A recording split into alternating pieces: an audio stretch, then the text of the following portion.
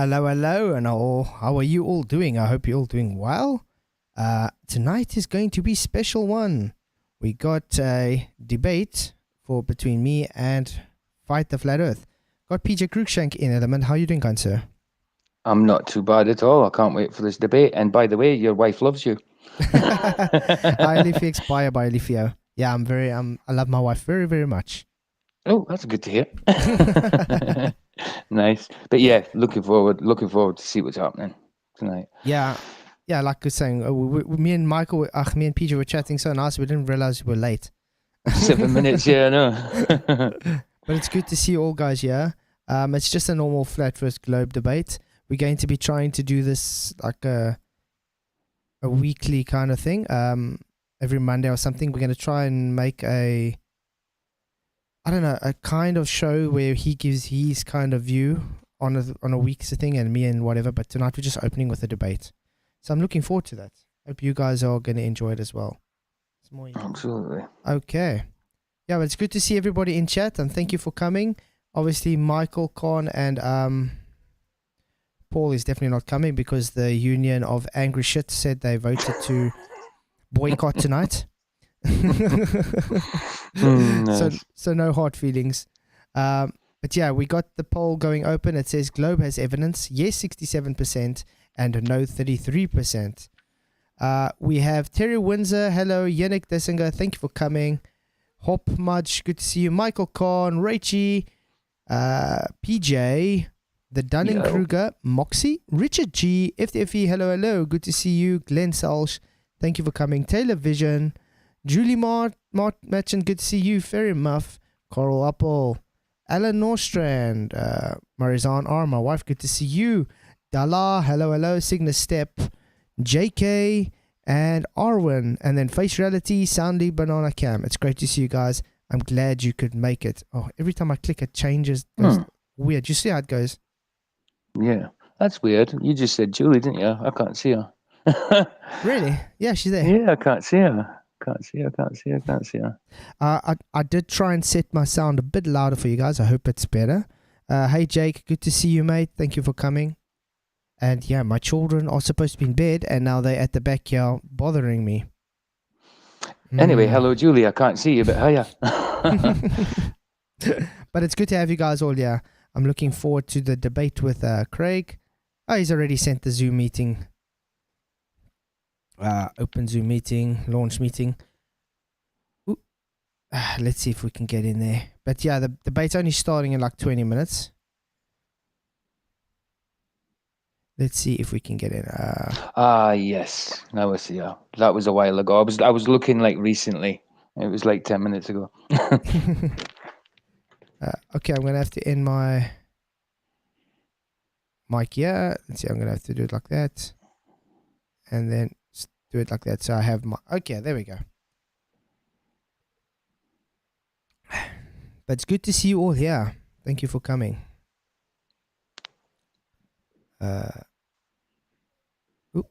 Don't need to get that so big. So, what do you think he's going to bring up tonight, though, as Globe evidence? Which refraction? The funny thing is, I didn't even prepare anything for tonight, so there's no opening, nothing from me. All I know is we're debating Flat Earth versus Globe. Yeah, there's no specific topic, is that? I mean, there's obviously got to be gravity's got to be involved. I think the refraction's got to be involved, and the normal, and even the horizon, maybe. Yeah, we'll see. We'll see what happens. I'm just gonna join quickly. I'm gonna mute it, and then hello.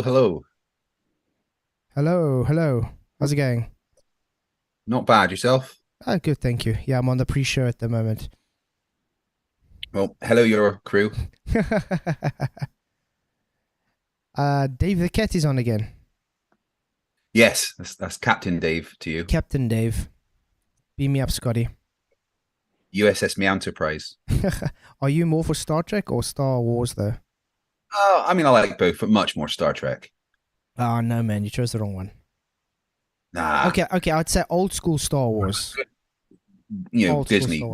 Yeah, old school Yeah. Star Wars. But I'm a Trek head. Yeah, it's not bad though. Maybe some of the best TV I've ever watched. I don't really watch TV anymore, to be honest. Well, we just watch streaming when me and my wife get a chance to sit down together. Wow, that's like a miracle though. Yeah, Most two of the time, kids. yes, exactly. It's just children watch the TV all the time. Well, both my kids would rather be on their phone than watch TV, to be honest. Yeah, but how old are your kids now? Boy's 14 and the girl's 9. Yeah, makes sense. It's not like back in my day where you'd come home from school and like you'd sit in front of the TV with your mum and dad, watch one of the 3 channels that were available. Things available on demand whenever you want. Yeah, that's the truth. Okay, guys, I'm sorry. You're gonna have to give. Yeah, too soon. Yeah, shot. Okay, guys, you're gonna have to like give me 2 seconds just so I can get these children back to the room because they're making it. I mean, they're supposed to be in bed already an hour ago. So, PJ, can you sing for them? I could sing. Yeah, I could try. What do you want me to sing, guys? Like put in requests. Okay, PJ's gonna sing for you guys. Well, I'm just gonna go and quickly, or we can ramble. Tell them about the carp you caught. I'm just quickly and take the kids to the bed. Thanks. Oh yeah, I went fishing today. I went carp fishing, and I caught a massive 2-pound carp, man, in the city pond. It's like a big pond, but it's a city pond. It was an achievement because I haven't caught a blooming fish in about 3-4 weeks, especially carp. I'm used to lure fishing anyway at lakes, the canal and that, but decided to go carp fishing, especially since I ain't caught a carp for a while. Well, probably about, I'm saying weeks, it's probably a couple of months, but I caught one. 2 pound, but it'll do. It did the job. You know what I mean, guys? Big cheer in the chat for 2-pound carp. They'll do, donkey. They'll do. I'll be donkey, man. It's good to see you guys. Hey Trinity, good to see you, mate. Thank you for coming as well. Dala, hello. If I haven't said hello, and Taylor Vision, Planet X, hello. Taylor, Trinity, hi. Yeah, his channel is awesome. I love how he does the street activism. That's not for everybody. So yeah, of course, Richie. I always throw them back. Fair enough. It was the Swans Well in Coventry. I don't know if you know it, but it's where the pond it was. yeah, I haven't gone fishing in a while. I should actually go again sometime. Well, what's your favorite type of fishing though? Mine, I prefer lure fishing. Oh, you mean what type of fish? Well, I mean, I mainly go for the 3-in-1, perch, pike, and zander. Wow. Okay. But I would say, I mean, pike are ugly fish, but they're the one you like to catch because in the canal they're the biggest fish. You know what I mean? Yeah. So pike, but I love catching zander because they're a bit more rare. And do they take the same bait though, or? Yeah, pretty much. I mean, they have got preferences when it comes to lure fishing. They have got preferences between spinners and crankbaits or whatever. But they pretty much all 3 of them will take the same. Okay. No, just depending on the size of the crankbaits and the size of the baits and the size of the fishes as well. The fish as well, you know. But yeah, they'll pretty much take the same lures. Because I've never really. I don't know if we've actually got pike here in South Africa. That's why I ask.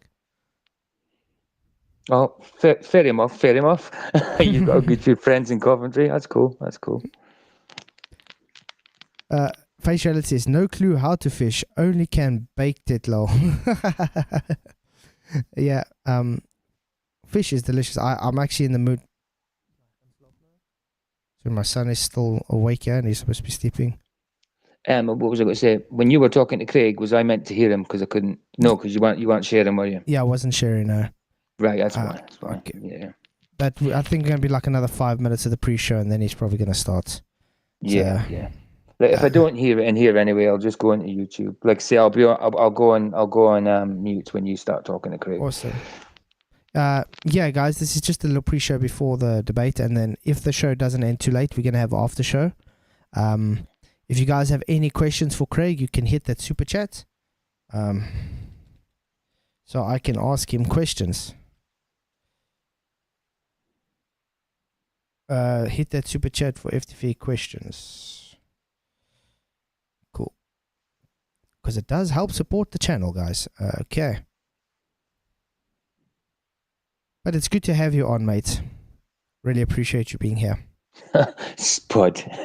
I just realised what you said. PJ, it was that big? Yeah, right. Yeah, I think they've just spawned. So there's a lot of babies in there at the minute. I mean, you will get a 25-pounder in there, but that's about no, maybe 20. But that's as big as you're going to get. You ain't getting no 50-pounders in this one as well. I watched an interesting thing the other day with a guy in Amsterdam. He takes large magnets with some chains and he throws it down in the river and he fishes things out of there, and he got a brand new bicycle the other day out of there. Well, you see that a lot here in the Swanswell and in the mainly the canal though. It's usually all rusty stuff and scrap metal that they do it for. But I suppose there's been a good few finds. But it does mine not end, because when I go fishing, they've been there and they've all messed up the water and everything. And there's no fish about that spot, and so it's the same as like if a barge passes on the canal. I'm like, what are you doing? What are you doing passing my water? they've got no right to be there. They've got more right to be there than I have. But it gets annoying, yeah. Yeah. Yes, I can't believe it. So my mouse seems to be giving in or something. I don't know if it's because my youngest keeps taking it and hitting it and throwing it around, or if it's just the battery that's getting flat. But it's hectic because I'm trying to move it, and every time I move it just sticks. Is the sound better tonight, guys? I did try and make it as loud as possible. I don't know if it's going to clip or anything, but yeah. Oh, wow. Okay. Yeah. So, not a very exciting pre-show, but at least we got some fishing in here. Hello? You here, PJ? Sorry, yeah, I'm sorry. I was just reading the little joke Spud put out there about. He said, PJ, my wife asked me why I don't buy her flowers. I told her, does a fisherman throw maggots to fish he's already caught? Sorry, that's what got my attention. Sorry, dude. Orwellian Rebellion, thank you. Good to see you. Thank you. Yeah, I'm glad the sound's better. Because I was seeing the sound's much better, but me compared to PJ and them was a bit softer. So I tried to set it a bit louder. Hopefully it's like literally on the edge of peaking. Like on that edge. So if I'm going to probably scream, it will probably peak. But yeah, I'll try to set it as close as I can to loud enough. 24 says sound is good. That's good. I'm glad it's okay for you guys. Hey, Ryan. Good to see you, mate. And Signastep as well. It's good to see everybody here. Please just hit that like button and share the show. I'm interested to see what Craig's going to be presenting tonight. Like I said, I didn't actually prepare anything. I'm going into this fully unprepared. You might get a demonstration of refactored hand at the end of the show. Well, I'm probably going to ask for it. Yeah, I know. And then demonstration of gas pressure being held down indefinitely as well. You know, the usual stuff. Aye, absolutely. Because that's something we just don't get. Excuse me.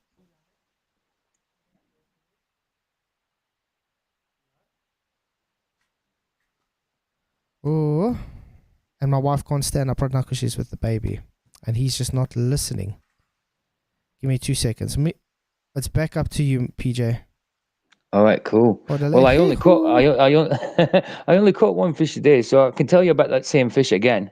I won't bore you with that. But yeah, I still prefer lure fishing though, guys. You know what I mean? Carp fishing is quite exciting. You know, when you see the float go down. Not that I caught it on the float today. I caught it on the maggot feeder today, but yeah. Even when you get that twitch, it's just as exciting as getting that vibration of a pike on the line. But it still tops it. I think lure fishing still tops it for me. But getting a carp is good. It is good. It's nice to get something. Even when they're small, they're still quite heavy, you know. and they put up a fight.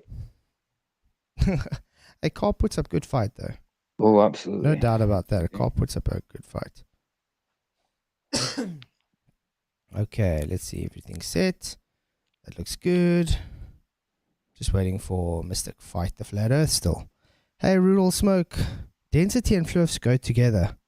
Wow, that's not a bigoted statement at all. And maybe that's projection as well. Mm-hmm. See, the problem is these globers, they don't understand what relative density disequilibrium is.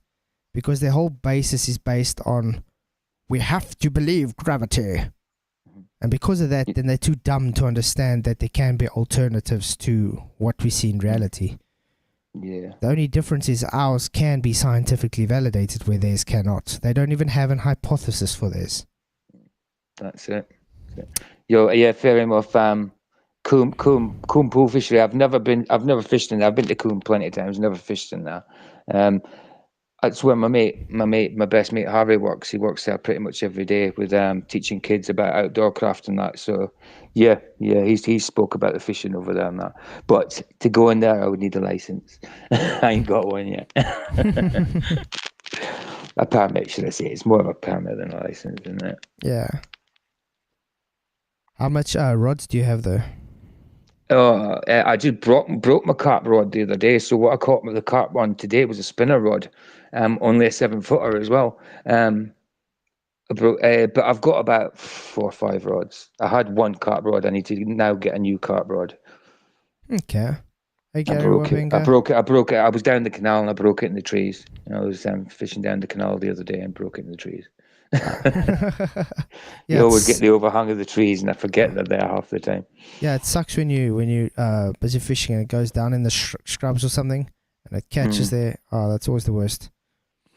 I mean, that's the same with when you lure fish. When you lure fish to canals, yeah, you have to take about 15 lures out with you just in case. I mean, Harvey in general is a little bit of a better fisherman than me, but he loses a lot more lures. I'm a bit more careful that way. He loses tons. Have you done some fly fishing before? Never fly fished yet. It's, to me, I don't like the look of the rods. I mean, it's a different style altogether. You don't reel in, do you? You pull in, and then you reel after. Then you reel. I wouldn't mind trying it, but I need to go to some place that does trout or something like that go for flies. There's no trout round about here. Yeah, because there's more like the jerk action hooks into the fish, and that's what you catch with fly fishing. And it's top water as well, isn't it? Top water fishing, isn't it? But I wouldn't mind trying it. I just don't like the look of the rods. But I won't mind trying it. It's just because they've got no handle to them. You know what I mean? And it's not really a reel. It's just a wind up. Especially if you're used to the reels. Exactly. Then it feels off. Exactly. And I still haven't used a bait caster yet. I'm just using normal spinner reels. I've never used a bait caster either. Okay. Gary pretending he's a flat earther. Gary's definitely a flat earther, Sigma Step. It's good to see you, Gary. I would actually like Gary to come on sometime and also chat. Definitely. Don't know if Craig's around. Suppose I can teach you the action. Is it not a bit like a cowboy lassie? I'm here. I'm just getting ready to start. Okay, shot. Okay, Craig says he's busy getting. I've got me intros and stuff to play, and then I'll be back, say, in about 5 minutes, right? 100%. Yeah, so he's gonna start his intros and stuff. I just hope it doesn't play that sound again, because every time it plays that sound, it gives me a copyright claim on Epidemic Sound, because he's got the rights for that song, I don't. So then I got to first go and dispute it and mute that part of the song. So if it does start playing that, I'm probably just gonna have to leave his stream and then just go on when it's finished, because I definitely don't want to do that every time we just talk. Flick 10 and 2. I don't Flick 10. I think he's on about the action for fly fishing. Pokemon style evolved. What was your favorite Pokemon when you grew up? Me? Oh, I couldn't tell you. I'm not into anything like that. Japanese manga or Pokemon, nothing. Couldn't tell you. The only Pokemon I know is Pikachu. That's it. I couldn't really choose. I was more Charmander or Bulbasaur. That was like the two of me, but that was when I was much younger. But then I stopped watching Pokemon because I realized it was really evil. Spiritual, it's all based on demons and stuff, so it's definitely not something I would expose my children to. Especially with that manga and stuff. I mean, it's all like that, isn't it? Crazy. Yeah. And there was a big thing about that the Pokemon game, wasn't there? With people, Pokemon Go or something. Everybody went out in the streets and found like stupid cyber Pokemon and that. Yeah, exactly. Hi, Aro. Good to see you, mate. Yeah, I remember when they did have that. There was some quite hectic stuff going. People getting run over by cars and stuff because they're not looking where they're going because they're trying to catch these Pokemon. It's like, what the hell is up with you people? Yeah, Squirtle was awesome. Charmander, yeah, that's what I said. I was more of a Bulbasaur and Charmander guy. Less Pokemon, more Pokemon.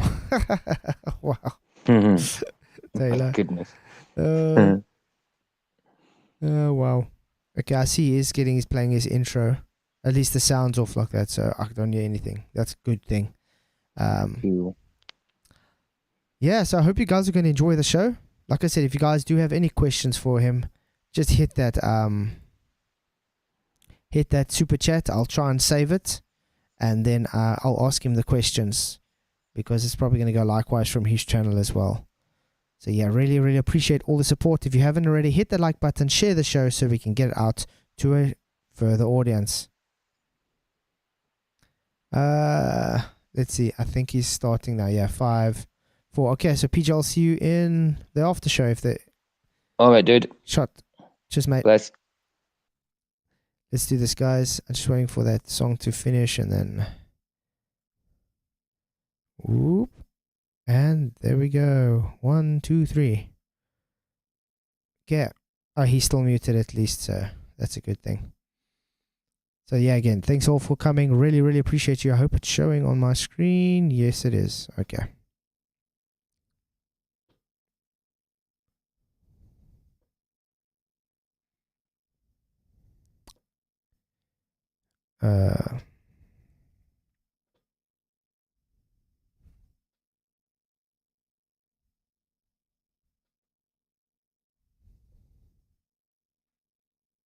Okay, yeah, he's talking, but he's muted.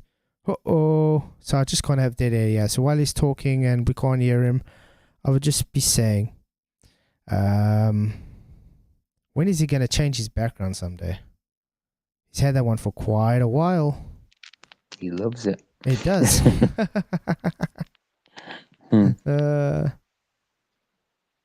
He does seem to be talking a lot.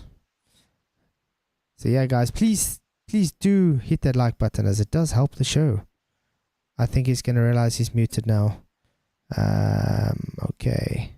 Let's see. Hey, Craig, you're muted, mate. There we go. Sorry about that. Yep. No stress. It actually helped for your intro music because usually when you have your intro music on it, it's because it's through Epidemic Sounds and I don't have any rights to it. Then I have to mute the song. Yeah, I pay them, I think $9.99 a month so I can use their music and sound bites and stuff. It makes editing a lot better. So yeah, just keep it muted during that part. That's So. Oh, how you doing? I'm doing well, and yourself?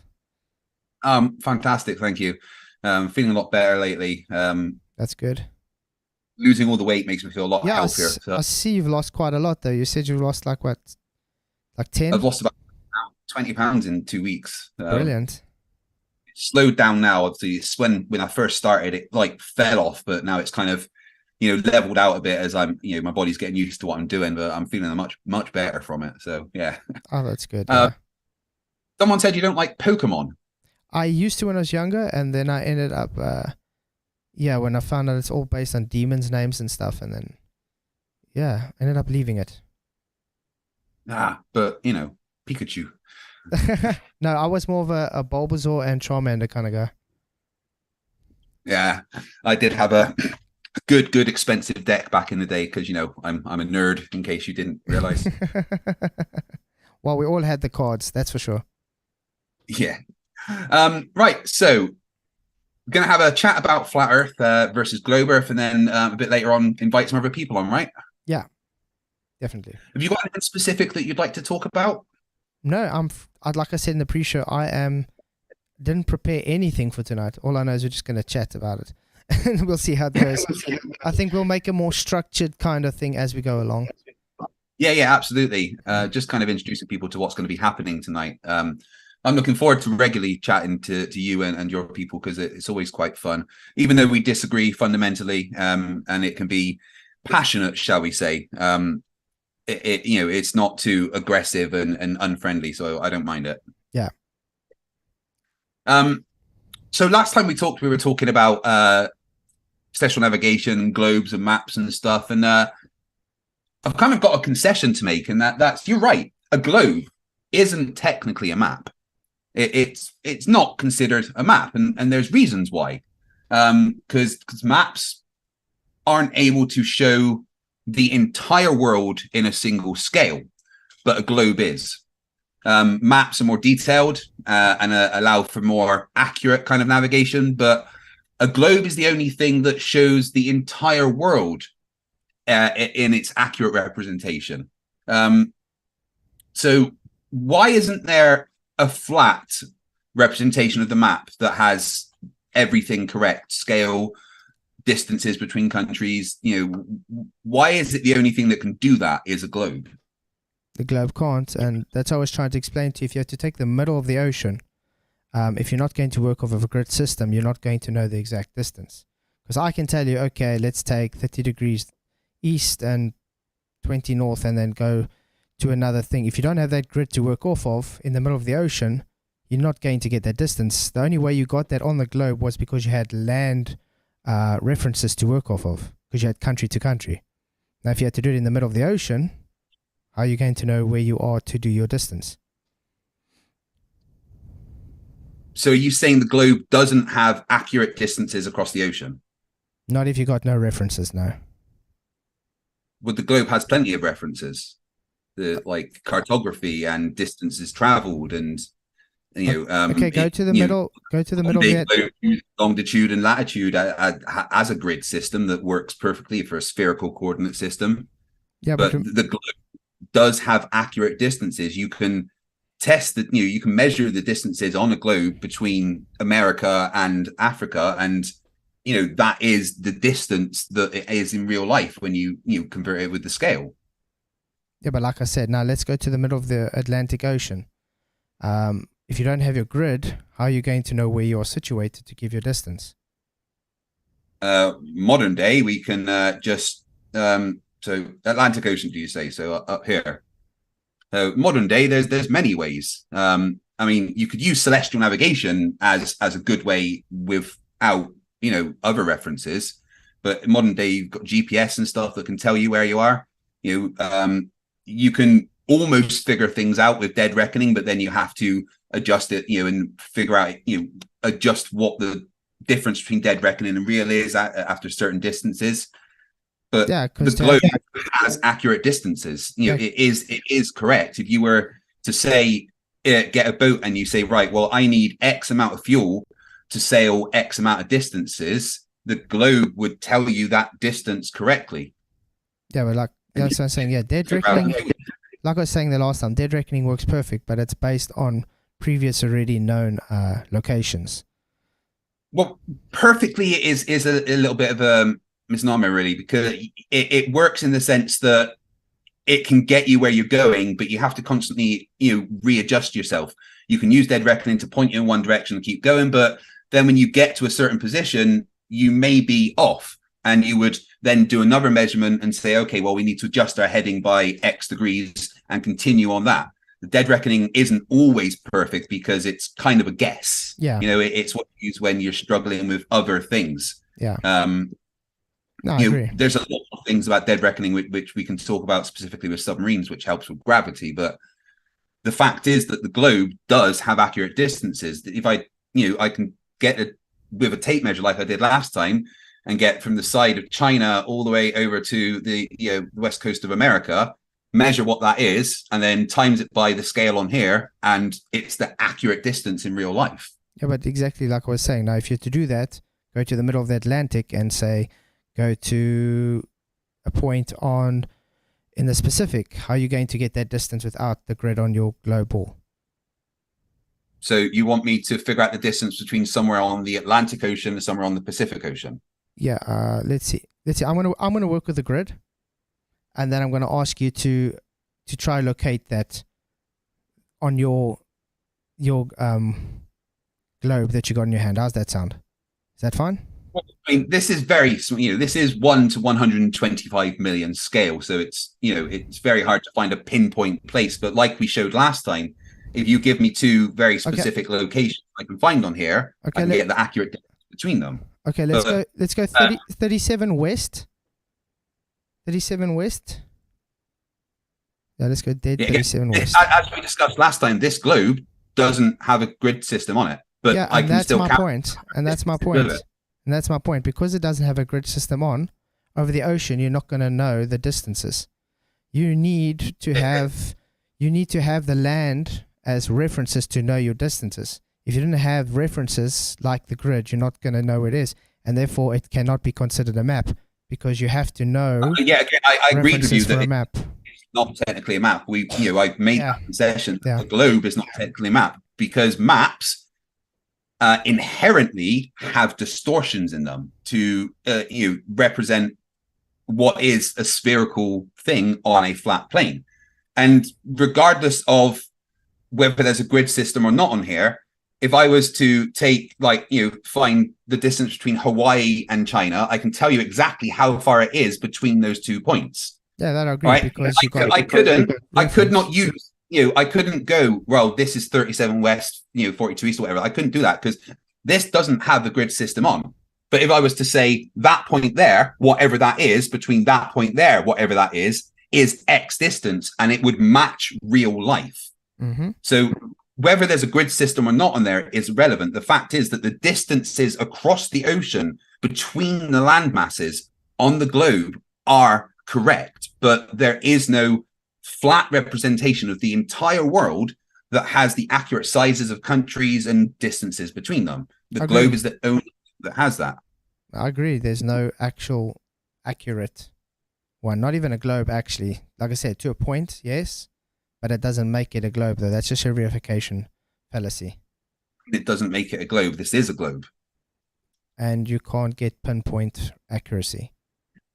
Well, if I had a bigger globe than the one this is 1 to 125 million scale, if I had a bigger one to say to, 25 million scale that had a latitude, longitude onto it, I could pinpoint any location on the world and I could use a tape measure to go, well, between latitude point A and latitude point B, it is X centimeters. And if I times that by the scale on the globe, it shows you what the distance is in real life. And that's the great thing about any globe is that it only needs one scale. All right. One scale for any point, no matter where you are, one scale works for the globe that you have. But there is no flat representation of the Earth that has an accurate scale. Globes maps will inherently have different scales for different proportions of the land because you can't have one scale for the entire Earth on a flat map. You can only do that on a globe. Mm-hmm. Yeah, that's why I'm also saying when it comes to navigation, celestial navigation, nautical navigation, we use nautical charts for a reason, because it's all got to do with sectional maps. That's what makes it accurate enough, because it's all sectional. Yeah, there's still inherently distortions in them, though. Yeah, but they're accurate enough. But they're accurate enough to be able to navigate. Correct?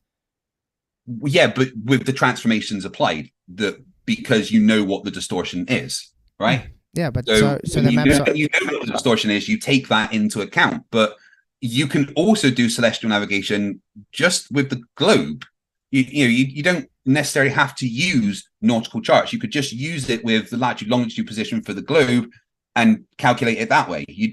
And it would be perfect every time. Then you wouldn't even need to use the transformations. Then why do all the navies not sail with globes? Why don't they? Why are they all using nautical charts then? Modern navies actually have computer programs that are the entire globe displayed on a screen. But usually back in the day when it would be used with nautical charts is because charts are charts and maps. Charts are maps for the sea basically, but charts and maps are able to show a lot more detail. Because you can do you could make a smaller area much larger with a map. And that's a lot easier to do than with a globe. A globe you can't fold up and put in your pocket and take around, but maps are easier to use because you can section them off and use them for particular areas and have a scale that works pretty roughly for that map. But if you were to have the same detail on a map for an area on a globe, that globe would be too big and impractical to take around and use. Yeah, because a globe's supposed to be the whole map as a whole, you could say. Yeah, it shows the entire world as it is. Not actually, it doesn't show it as it is. It just shows the distances compared to how we measured it. What do you mean it doesn't show it as it is? And those measurements are based on a horizontal. Which measurements? All measurements. All measurements. We talk about nautical. We talk about nautical navigation now, correct? Well, no, we're just talking about globes versus maps, really, at this point, and why they're. I'm not denying that it's. You can use a flat map to successfully navigate because they are designed for that, and with celestial navigation specifically, you have to take the transformations into account. But a map will display a small enough area that any errors are negligible. That's why you can have different scales for different size maps, but you don't need that with a globe. But modern day ship systems will, as well as the paper maps and everything, they will have a computer that has a representation of the entire globe that they can just zoom into to show them where they are at any time. Yes. So you understand. You understand how the programs work, though. It's not the grid. Remember, it's just following a grid system. The grid system is based on flat. The globe. It's a globe. It's just a spherical globe. There's a coordinate system around it. The globe image is just for how can I put it? Graphics sake. It's the data is based on the grid system, which is flat. No, the data's that's not how it works. The grid system is just put onto it so that they've got a reference for latitude and longitude. The data that it gets is actually derived from military satellites and things like that. No, the latitudes and longitudes were based from Aristophanes' time. Remember when he actually invented Father of Geography? I brought up the citations for that. Yeah. Again, but that latitude and his version of the grid system was nothing like modern latitude and longitude. I mean, his had wiggly lines and all sorts, but I agree they updated it. And that was after he did his experiment, way after he did his experiment. But that doesn't change the fact that the grid system, the latitude longitude system, can just be put on a sphere. You can put that on any sphere, all right? You can put it on a triangle if you wanted to. It's just a grid. Yeah, but the way it works on the globe with it, getting the latitude lines getting smaller when you move away from the pole, the circumference of them getting smaller, is what we have in real life. That matches real life. And how did they measure these latitude lines to get smaller? These longitude lines to get smaller? What do you mean? How did they measure them to get smaller? They are smaller. How did they measure them? Circumference lines. Because we know the accurate distances around the world. We know, so if we were to take the globe, we know what the distance is from on the equator from South America to Africa, right? We know what that distance is. The same way that if we go up and we did between the coast of Canada to the coast of UK, we know what that distance is, right? And it will match what it says on the grid system. It will have the correct latitude and longitude based on the distance that we have. Yeah, but so we know what the circumference of each one is. Yeah, because we know the distance. If we were to take the difference from this point in North America to all the way round to this point in North America right next to it, that would be the circumference of that latitude line. How did they measure it? That's what I'm asking. Because we know the accurate distances around the world. Yeah, but how did they measure it? I'm asking, how did they measure it to get those how distances? How did they measure what? The Earth? You just said that's very accurate. So how did they measure it to get those accurate distances? How do they measure what? The Earth? It's called cartography. It's called cartography. Yeah, I know. I'm just trying to clarify your question. What do you mean? How did they measure it? How is cartography done? Well, usually by sailing around and physically mapping it out as you went. Back in the old days, nowadays it's done with satellites mostly. In fact, pretty much exclusively. So the satellites are just based off the grid system that already exists? No, the satellites are up there mapping it in real time. Yeah, it follows the grid system that already exists. So it's got its preset data. That's how a satellite works. And they're taking pictures and going, oh, here's what the real coastline looks like in real time. Here's the data for that. Again, like I said, it's done with cartography. That's how they mapped everything out. Do you know how cartography is done? Yeah, back in the day. Nowadays, they just use much more accurate methods like, satellite and radar measurements. Cartography to do basic cartography like sailing around and physically mapping out, that's old style. That's not what they do anymore. Cartography nowadays is done from space. Okay, but was cartography done optically? Was cartography done optically? What does that sentence even mean? Did they use things like theodolites? I can never pronounce the bloody word. Theodolites and things. Theodolites. Well, no, for cartography, no, they wouldn't. They would literally sail around the coastline and draw what they were sailing around and compare it to the distances that they knew they traveled. For more intricate mapping and stuff, they might have used theodolites and stuff on sea. But I mean, they did cartography before theodolites existed. Now you've got me struggling with the word theodolite. But yeah, the cartographers were always done with optical measurements. Even when they were at sea, they used the things like before the sextant, they used the Kamal and the what's the name? The one that wasn't very accurate because of the moving. Can't think of the name now, but the Muslims used it a lot.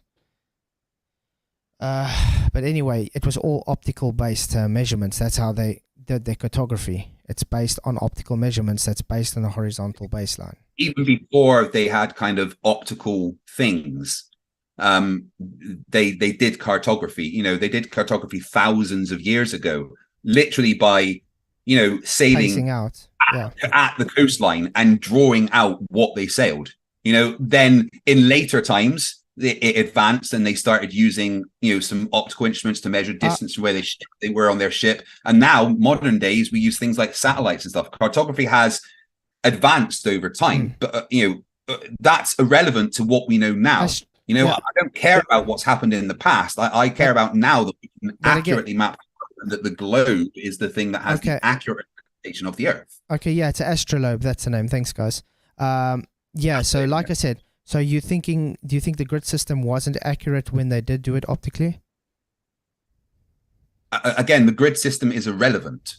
That's how the grid system's measured. It was based on measurement, optical measurement. That's what cartography was. But again, you're kind of missing the entire point. The grid system is irrelevant to the fact that the globe has accurate distances. You don't even need a grid system on it, and it still has accurate distances between any 2 points. Okay, so if I had to place that grid system on a pineapple, and between each grid, it shows the correct distances, does it make the Earth a pineapple?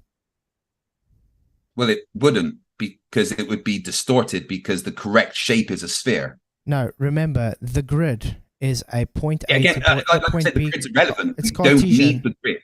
It's just Cartesian. It's a point A to point B grid.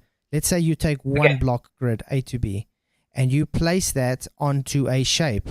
Now, it distorts that shape. It doesn't matter if it's distorting that block on the shape.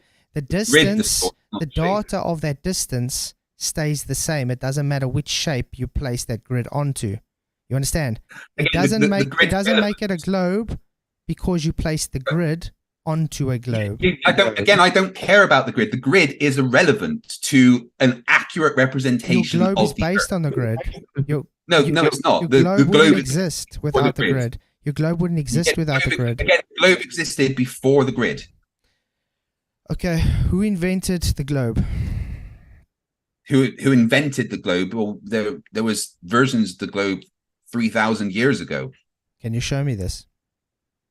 I can show you papers and stuff. I can't show you a physical one because I don't think it exists anymore. But there's records of globes, although not completely accurate ones, existing 3,000 years ago because we knew the Earth was a globe back then, and they'd mapped, a proportion of the world.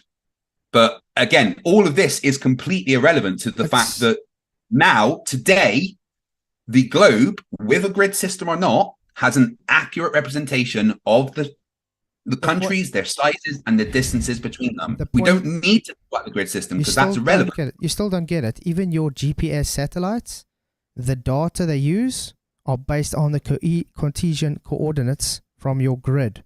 You can place it on a triangle if you wanted to. You get exactly the same data. We're not talking about the grid. It is. Your globe is made from the grid. This does not have a grid on it.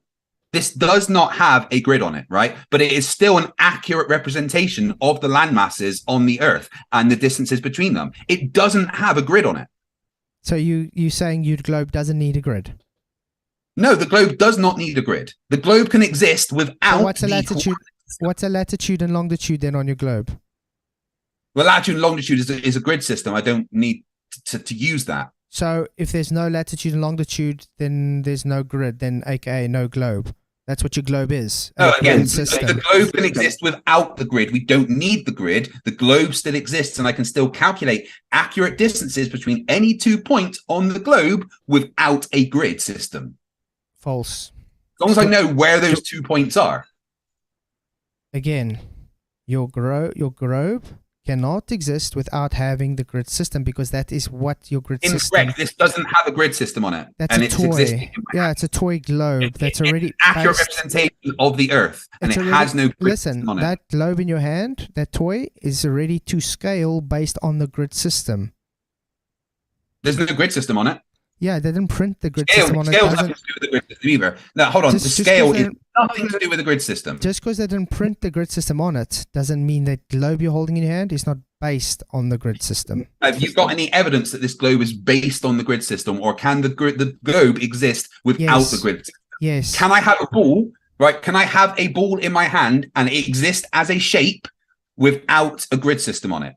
A ball is not a claim of the globe and distance. No, a simple question. Can I have a ball and it's be a 3D shape? No, it's not. Just go with me. It is a false equivalence. Just go with me, right? Can I have a ball? Just any ball without a grid system and it still be a ball? Yes or no? It's still a ball, but that's a false equivalence. Right. Question, right? Could I take any 2 points on that ball and calculate the distances between them? But what land masses are on that ball? I didn't say there's land masses on the ball. Then it's just saying equivalence. That ball. No, it's not. Can I take any your ball? I don't even need the land masses. I can take 2 points in the ocean as long as I know where they are. And if I got something marked here and something marked here, I can measure it, times it by the scale, and it's the accurate distance that matches in real life. The grid system is irrelevant. Show me 30-degree latitude on that ball quickly, please. No, that's a grid system. Exactly. I don't care about the grid system. We're not talking about the grid system. I don't need the grid system. The grid system, I would need to find 30 degrees latitude because that's the grid system. But I don't want the grid system. I'm not using the grid system. I can just say the distance between X address in New York and X address in California is X, and that will be accurate in real life based on this. Great. So it doesn't matter if there's a grid or not. So we can say then I can measure the one side of my living room to the other. No grid system required. Therefore, it proves that my Earth is just my living room. Incorrect, because you cannot take a scale model of your living room and do the same thing. The scale model on here, which I showed you last time, I laid a tape measure across the surface of it, which is curved, and measured how many centimeters that was, converted it, times it by the scale, and got the accurate distance between two parts. That has nothing to do with a living room, because your living room is not a scale model of the world. Then I'm going to ask you, based on celestial navigation now, please get me a line of position without your grid system. I'm not talking about celestial navigation. But we're navigating the globe now. Remember, it's supposed to be an accurate map. So that means navigation. Okay, no, did you forget what I said at the beginning? That I concede the globe is not a map because maps inherently have distortions. The globe does not. So yeah, but, yes, you're saying you can use. It's not generally used with celestial navigation to find your position. You can do it, and it's a lot more accurate. You don't need to use the transformations. But it is also what modern military use based on real-time data from satellites. Remember, I was military and I've done that. And the satellite's data works off of the grid. Can you show me the satellites just look at what's there. Can you show me one satellite data that does not have grid system data into it? Just if it has a grid system on it, that doesn't mean it's based on a grid system. It just uses the grid system because everything else uses the grid system and it's a good thing to reference to each other. It doesn't mean that the satellite is based on the grid system. The satellite is simply orbiting the Earth, taking pictures and sending them to the military. Based on your logic. And interestingly enough, the British military satellites is in a system called Skynet, which is a really fucking stupid idea. Yeah, Terminator. I'm not even joking. Terminator. I'm not even joking. In 2002, the British military launched a new communication system and they called it Skynet. Yeah. Whose idea was that? Terminator fans. But like I'm saying, you're missing the point here. If you just had, by your logic, you can just shoot the satellites into the sky and say, don't work off the grid, but know where you are. Well, yeah, we can just put them in a particular orbit. We don't necessarily need a grid system to calculate orbital mechanics. We just know what the Earth's radius is and do it based on Newton's laws. That's false though, because you would need to know different tangential speeds. You don't need a grid system to calculate tangent. You do know that, because if you don't have the grid system, you won't know what tangential velocity you need to get them. Yeah, you can still calculate the circumference around a certain point without a grid system. That's already a grid system. A circumference is a grid. What? A circumference is not a grid. So it's got a radius to a circumference. That's not a grid. From point A to point B. That's a grid, mate. Oh. That's what a grid means. Sorry, radius to circumference is a grid. Point A to point B, it's a grid. You're following the radius to the circumference. That's a grid, mate. Sorry. If you're using it to plot out, it's a grid. What are you talking about? That's not a grid. Calculating a circumference from a radius is not a grid. That's just basic maths. Okay, if you're planning to launch a satellite onto a point using a circumference, that's using a grid, mate. That's what it means. Sorry. If you're launching it onto a circumference, it's using a grid. A circumference is not a grid. I don't know where you got that. Okay, let's do it this way. Do you not know the difference between a grid and a ratio? Let's do it this way. Please launch a satellite without having any grid system, anything. Just having a circumference, please. And tell me... Yeah, I don't need a grid system to launch a satellite into space. It's still going to go into space without the grid system existing. No, okay, that's begging the question. But anyway... we're just playing a bit. We just said, yeah, it can be done. First of all, satellites don't go to space. Second of all, your satellites are based on a grid. Do you know your so-called satellites cannot function? Satellites are based on a grid. Your satellites, or satellites just something that goes into space and orbits the Earth. Your satellites cannot function without working off of the grid system. They work off the latitude and longitude system. If they do not have it, they cannot function. That's just what the rest of the world uses, but it's not necessary for them to function. They can still orbit the Earth and send you data without a grid system existing. To get them to that orbit, they require to have the grid to know where to orbit to. No, they don't. It's like saying you live in China and you're sending someone to go to the middle of the Atlantic Ocean and expect them to pinpoint the middle of the Atlantic Ocean without a grid. No, a grid will absolutely be able to help you do that 100%, but it doesn't stop the Earth existing without the grid. The globe existed before a grid system existed. Let's say that latitude and longitude was first kind of introduced as a concept around the time of Eratosthenes after he did his experiment. All right. Well, great. That's like 3,000 years ago, whatever. The Earth still existed before that point. So the globe, which it is, existed before there was even any talk of creating any kind of grid system. It was still a thing, and it can continue to exist without the grid system. And I can still accurately calculate the distance between any 2 points with nothing but the globe, as long as I know where those 2 points are. Again, point A to point B is a grid system. That point A to point B, based on your grid, can be placed on any shape. It doesn't make the shape true. Point A to it means the grid. It means the measured grid is true, not the shape you place the grid upon. What do you mean? I need you to clarify. What do you mean that point A to point B is a grid system? That's latitude and longitude are grids. It's a grid. Point A to point B can exist without latitude and longitude. Not actually.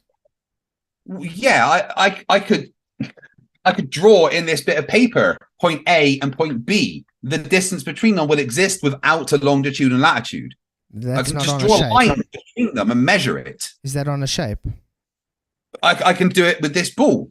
I could, mark point A and point B and then measure the distance between it. I don't need a grid system to do that. Great. And so you can get exactly the same distance. The one was on a flat paper and the one was on a globe. You get exactly the same distance. Well, no, it would be different point A's to point B's. But my point, what I was demonstrating there is that point A to point B can exist independently of a grid system. I don't even understand what you mean. What do you mean point A to point B is a grid system? That sentence does not make sense. Take the grid system. Which grid system? Take the Mercator projection. But you take Mercator out. It's just the grid. Now you lay that grid. Rectangular map. Now you lay that grid on a donkey. It will map out around the donkey. The A to point B distances between each latitude and longitude stay exactly the same distance because it's literally just a grid. Yeah, but you can't just right. But if you were to so if I was to lay a grid on this, right, with the land masses on it, and then take that grid off with the land masses and lay it over a donkey, right? What I could not do then is go, oh, well, here's point on the donkey A and here's point on the donkey B. Get a tape measure and say, oh, that's this much, and that matches real life. Because the shapes of the land masses and everything will now be distorted on that donkey compared to the globe. Because grid system or not, the globe is the only thing that has the accurate size and shape of the countries and the distances between them. It's the only thing. Every single country is exactly as they are. Sorry, that's why you got transformations. Just like on your globe. That's the point. You don't need a transformation for the globe because it's accurate. Then why do the longitudes get smaller? Because that matches reality. That's called transformations, mate. Well, no, that's just reality. The latitude and line get smaller as you go north and south. That's just what it is. That matches reality. If you were to sail the circumference of each one, it would be smaller and smaller and smaller because that's what it is in reality. Again, you can take that exact grid and you can stick it on a pineapple and get exactly the same results. No, you can't, because on the pineapple, the distances will not be correct between point A with a scale that is the same for the entire thing. The land masses on that pineapple will no longer accurately represent reality. The only thing that accurately represents reality is the globe. This is what it looks like. If you were to take the land masses and shrink them down by 125 million times, they would fit exactly on this globe in my hand. You can do that on a pear if you wanted to. You can do it on a pineapple. You can. No, you can't, because it won't be an accurate representation. That's what you're missing. Any other shape apart from a sphere will not have an accurate representation of the land masses on it, regardless of the grid system. Any other shape than the sphere will not show the countries as they are in real life to scale. Again, the grid is perfect. What shape you lay it on doesn't make the grid not perfect. It just makes your shape a fallacy. It makes a reification fallacy. Shapes aren't a fallacy. What don't you get? I don't need any transformations to see what the size and shape of the countries are. This is size and the shape of the countries. The grid system is irrelevant. I can remove the grid system from the equation completely, and then I can take the entire People's Republic of China and shrink it down 125 million times and go, oh, look, that matches that exactly. You're not getting it, mate. You're just not getting it. You're getting it. This is the accurate representation of the world. You don't need the grid system. Let's take one block out of that grid system. Just one block that makes... What grid system? I don't have a grid system. I'm not using the grid system. Let's just take one block out of that grid system. And now you take that block and you place it on a rugby ball. Okay? Yep. Now the shape of the country is now distorted. It looks distorted, correct? But it's a grid. Listen, it's a grid. You know that same block, no matter which shape you place it on, the distance is the same. So if it's because now that you have to use if that one block represents 1,000 kilometers on a soccer ball, it's going to represent 1,000 kilometers on a basketball. It's going to represent 1,000 kilometers on a donkey. It's going to represent 1,000 kilometers on a pineapple because it's based on the grid system. The distance will not be the same. The scale will not be the same. All right. You will not be able to have. Yeah, but hold on. You will not be able to have an accurate scale for every point of that grid system. You're talking about just one block, right? Now take the rest of the blocks and put it on, right? There's no longer an accurate scale, okay? And this is what you're not getting. The grid system is relevant. The grid system is just something to help us navigate. Yes, within that grid system, if on the equator we take this point on the grid system, we can then take that and put it on a flat plane, and it will still be, the same.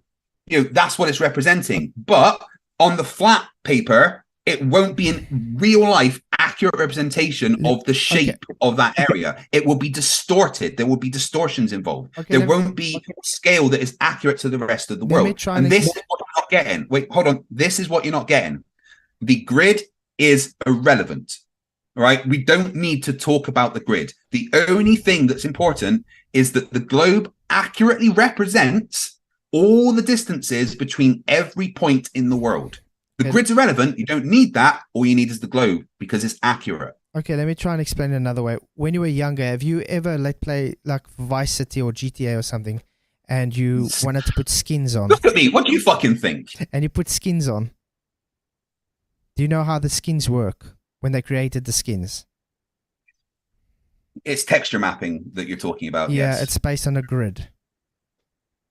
Well, not really how texture mapping works necessarily. The nodes are based on a grid, mate. That's how it's based, and then it's laid down on the model. It's a bit more complicated did it change the geometry? Did it change the geometry and the distances of the grid, or did it just keep the nodes? No one's saying it does. What it would do is change the distortion level, right? The distortion level on this is 0. All right. The distortion level on anything else is more than 0. This does not need to be distorted to have the land masses on it in their accurate orientation, with their accurate shapes and sizes, with the accurate amount of oceans between them. I don't need to do any distortions. It doesn't matter. Yes, I can take the skin of this off and distort it and put it on something else, but it will be distorted. You don't need to distort this because it accurately represents reality. No. Okay. Let's move back to how they measured your Earth, Craig. Do you understand how they measured your Earth? Because you said they saw it as a globe 3,000 years ago. Yeah, how did they measure it? For a long time. How did they measure this globe to know it's a globe? Well, Eratosthenes was the first one to attempt to measure the radius. Okay, so before him, you said they knew it was a globe. How did they do the mapping if they didn't have the radius? How did they do they didn't really know the radius. They just knew it was a globe and that there was land masses on it. They had some guesses, but they didn't really know the radius as far as I know. But again, this is all irrelevant, and you're taking yourself on a tangent. No. 3,000 years ago is irrelevant to now. What is today real life, all right? Okay. In real life, right now, in this very second, This accurately represents the Earth. That's all that matters. Okay, now we have Eratosthenes, okay? You say he measured the radius. How did he measure the radius? We talked about this using the Eratosthenes experiment. What's the Eratosthenes experiment? Well, he measured the angular shadows between Alexandria and Syene. And the wells? Or was it sticks and shadows? Well, there was one well. Well, we keep getting different stories that sometimes it's sticks and shadows and sometimes it's a well and shadows. Would you be able to tell us which one it was? I mean, you obviously you've got the story confused. So what Eratosthenes noticed was that at solar noon in one of the areas, the sun was directly above the well. And as it moved away, it created the shadow. And that kind of gave him an idea, right? So then he hired somebody to pace out the distance between Alexandria and Syene, right? To literally march it out. So he knew what the distance between Alexandria and Syene was in whatever unit of measurement they used back then. And then at solar noon at both points, measured the angle that the sun made on a stick. You know, you're getting the whole story confused. Okay, cool. Again, all of that is a little bit relevant to modern day. We don't need to talk about Eratosthenes. No, but this is where it all started. This is where your globe started. So we have to start at the beginning. It doesn't matter to today. You don't understand today. Today's data is based off of those assumptions that were placed in optical measurements. No, we've got much better way. And what I'm trying to get at is, can you ever show me Eratosthenes ever existing? I don't know. Well, there's records of him existing, but can you ever show me Jesus existed? No. Yes, there's a lot of documentation that Jesus existed. There's a lot of documentation. Eratosthenes, no, there's no documentation Eratosthenes ever existed. Well, but there's books that he wrote, which is pretty good documentation. No, there were people that made him up hundreds of years later. No, there's people that made Jesus up, but no, there's actual documentation. Eratosthenes existed as Jesus existed. There's actual documentation Jesus existed by different documentation Eratosthenes existed. Even people that. This is all completely irrelevant. Today, no. We don't need any of that today. You're running around the bush here. You're running around the bush here because your belief system of your globe is based on a fictional character. I don't have a belief system. It's based on a fictional character. I don't have a belief system, and that is all irrelevant, right? I don't care what Eratosthenes did 3,000 years ago. It doesn't matter. I really don't care. That's my point. How did someone who didn't exist? How did someone who didn't exist? How did someone who didn't exist? You're just using the origin fallacy, and I really don't care. It's irrelevant. How did someone who didn't exist do not do an experiment because it's not scientific to measure the globe? And the funny thing is that the radius today is based on that exact doesn't matter. It's irrelevant. And that's based on that exact grid from a person that never existed. Yeah, okay, it was not. It's a very different grid to what he came up with. Latitude and longitudes, he came up with it. So what's different about the latitude and longitude? His version of latitude and longitude is very different to what we have now. Can you show us? He's had like lines and stuff all over the place. Can you show us how it's different? Well, yeah, it had squiggly lines and stuff. Can you show us how it's different? I'd like to see this. Well, sure, I'll send you some documentation. I don't have it with me right now. Well, like I said, you make a claim. His latitude and longitudes was not what we have now. It's not the same thing, all right? Well, I would love to see that. All of this is irrelevant, all right? I don't need Eratosthenes. It is. I don't need Eratosthenes. I don't need the grid system. I just need what we can do nowadays. We've got shit in orbit above the planet, whether you believe it or not, taking real-time data showing us that this is the globe. We've got much better ways of mapping out the globe. Radar, GPS, many other ways to actually see what is going on. Satellites that are, way away, satellites that are close. We've got much better ways of mapping out the globe. I don't care what happened in the past. That does not matter to me. What matters right now, today, is that this accurately represents the land masses. It doesn't matter how it came about. That's irrelevant to me. What matters is that it's a scale model. This is exactly 1 to 125 million times scale model of the Earth. Exactly as the land masses are in real life. Exactly as the distances between them over the oceans are. That's what matters. There's no distortion. Have you been able to bring up anybody taking photos of satellites in space? No, because people don't usually go around in space with the satellites. How much satellites are supposedly floating around in space? I mean, this is irrelevant, but quite a lot of them. Okay, and they are in front between the Earth and the Moon and Sun, correct? There's some that are way further out. So tell me why no one's been able to pick any of them up.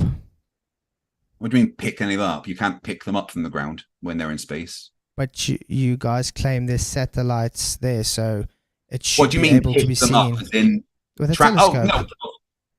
Well, I can see the Starlink satellites all the time with my telescope. I can the ISS is a really good satellite that I can quite often see with my telescope, and you can literally track the most of the satellites in the world with your own equipment if you've got good enough stuff. Just go to Astronomy Live on Twitter. I got an idea. Quickly go on a site and see which GPS satellites are active right now, and then challenge anybody on your side or my side to go with your telescope or anything and see if you can actually see them when you track them. Your telescope probably wouldn't be big enough to see a GPS satellite. They're like the size of a washing machine. Okay, so it's then it's faith then. So it's faith that they are where you say they are. Again, you can track them with radar. You can triangulate this where the signals are coming from. Faith isn't required. The signal's coming from space. No, it's not, because space. Well, absolutely is, because airplanes violates the natural thermodynamics. Absolutely, that's not in the slightest, because gravity's the thing. Oh, you want to get on gravity? We can do that. Gravity is easy. You would lose very bad. Okay, give me the scientific hypothesis for gravity, please. What do you mean, the scientific hypothesis for gravity? That's not how that works. Okay, so we admit then gravity is not scientific. No, the way that you're asking the question isn't how it works. You don't start with a hypothesis. You start with an observation, don't you? That's what a hypothesis is based on, yeah? So you observed gravity. Okay, then let's do this. So just please tell me, you've observed gravity. How did you observe gravity? Hold on. Just before we move on, just want to finish up the subject we were talking about. Do you agree that the globe is the only accurate representation that requires a single scale of the Earth? No, because it's a grid. This isn't a grid. No, your globe is based from a grid, Craig. That wasn't the question that I asked. We've been through this. That wasn't the question. That wasn't the question that I asked. The question that I asked is, do you agree that the globe has an accurate representation of the countries, the land masses, and the oceans? Yes or no? Yeah, I'll agree about that. You agree with that? And do you also agree that there is no flat representation of the Earth with the accurate sizes of land masses and the distances between them? I disagree. So could you show me the flat representation of Earth with the accurate land masses then, please? Everyone that's got a grid system. No, that doesn't have the accurate size of the land masses on them, like we discussed. It's called a grid system. Point A to point B. Point A to point B always has the same distance. I can't help you in the entire Earth, right? I want a flat representation of the entire Earth. You're avoiding my question. Listen, you representation of the entire Earth. I'm trying to explain this to you in very simple terms. The grid stays the same distances no matter what shape. I want land masses. Listen, no matter what shape you put onto it. So it doesn't distort. I don't care about listen, it doesn't distort the distances. It distorts the shape. Do you understand? Yeah, again, I don't care about the grid. I want, like I can with the globe, I can use a tape measure. You just dumb when it comes to this. I'm sorry. With the globe, I can get a tape measure and I can measure between point A and point B, and I can say times it by 125 million, and I've got the accurate distances between point A and point B. Is there any map that you can do that with? Look, this should represent grids. Now, what happens when I distort? No. Could you answer the question? Okay, is there any map? Listen. Is there any map in the world that represents the entire planet? Right. Please just listen to the question. Right. Is there any map? Please hold on. Right. Dude, is there any flat map of the entire planet? Let me ask my question, please. Right. Is there any flat map of the entire world that you can get a ruler or a tape measure the distances between 2 points, times that by a scale, and get the accurate distance? Yes or no? I don't need to, because I'm explaining the grid. Okay, look here. You see, this would represent a grid. What you're saying is it has to have has distortions. Then. Listen, it represents a grid, okay? Now, each block here would represent, let's say, 50 kilometers. Now I'm going to distort it onto a shape. Listen, each grid on Earth that wouldn't work. Is still 50 kilometers in each block. It's the grid, not the shape. The shape, and then could you take a ruler and measure it? Listen, your visual drawing. That's literally not how it works either. Your visual drawing of your globe is a reification fallacy. The grid system matches reality. The grid is accurate. The shape is not. This shape is accurate. No. It is accurate. This accurately represents the land masses on Earth. And a pineapple as well. If they were on a pineapple, the land masses would not be accurate. Representation to reality. Again, the grid wouldn't be the same. Don't care about the grid. I just want land masses accurate. Well, then you're gaslighting me, mate. Stop misrepresenting what I'm saying. No, I'm not, because how can I misrepresent what you're saying when I'm asking you a question? And I'm answering you. No, you're not. Is there a flat map that has accurate sizes of all the countries exactly represented as they are to a scale? Yes or no? The grids are accurate. Yes or no? The grids are accurate. Yes or no, Flatzoid? It's a simple yes or no question. Please don't dock that. The grids are accurate. You are misrepresenting my argument.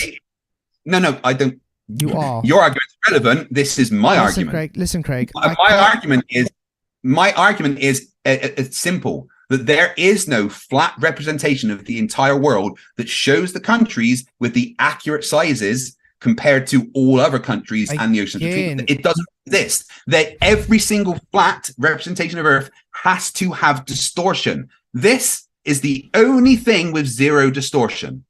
Simple.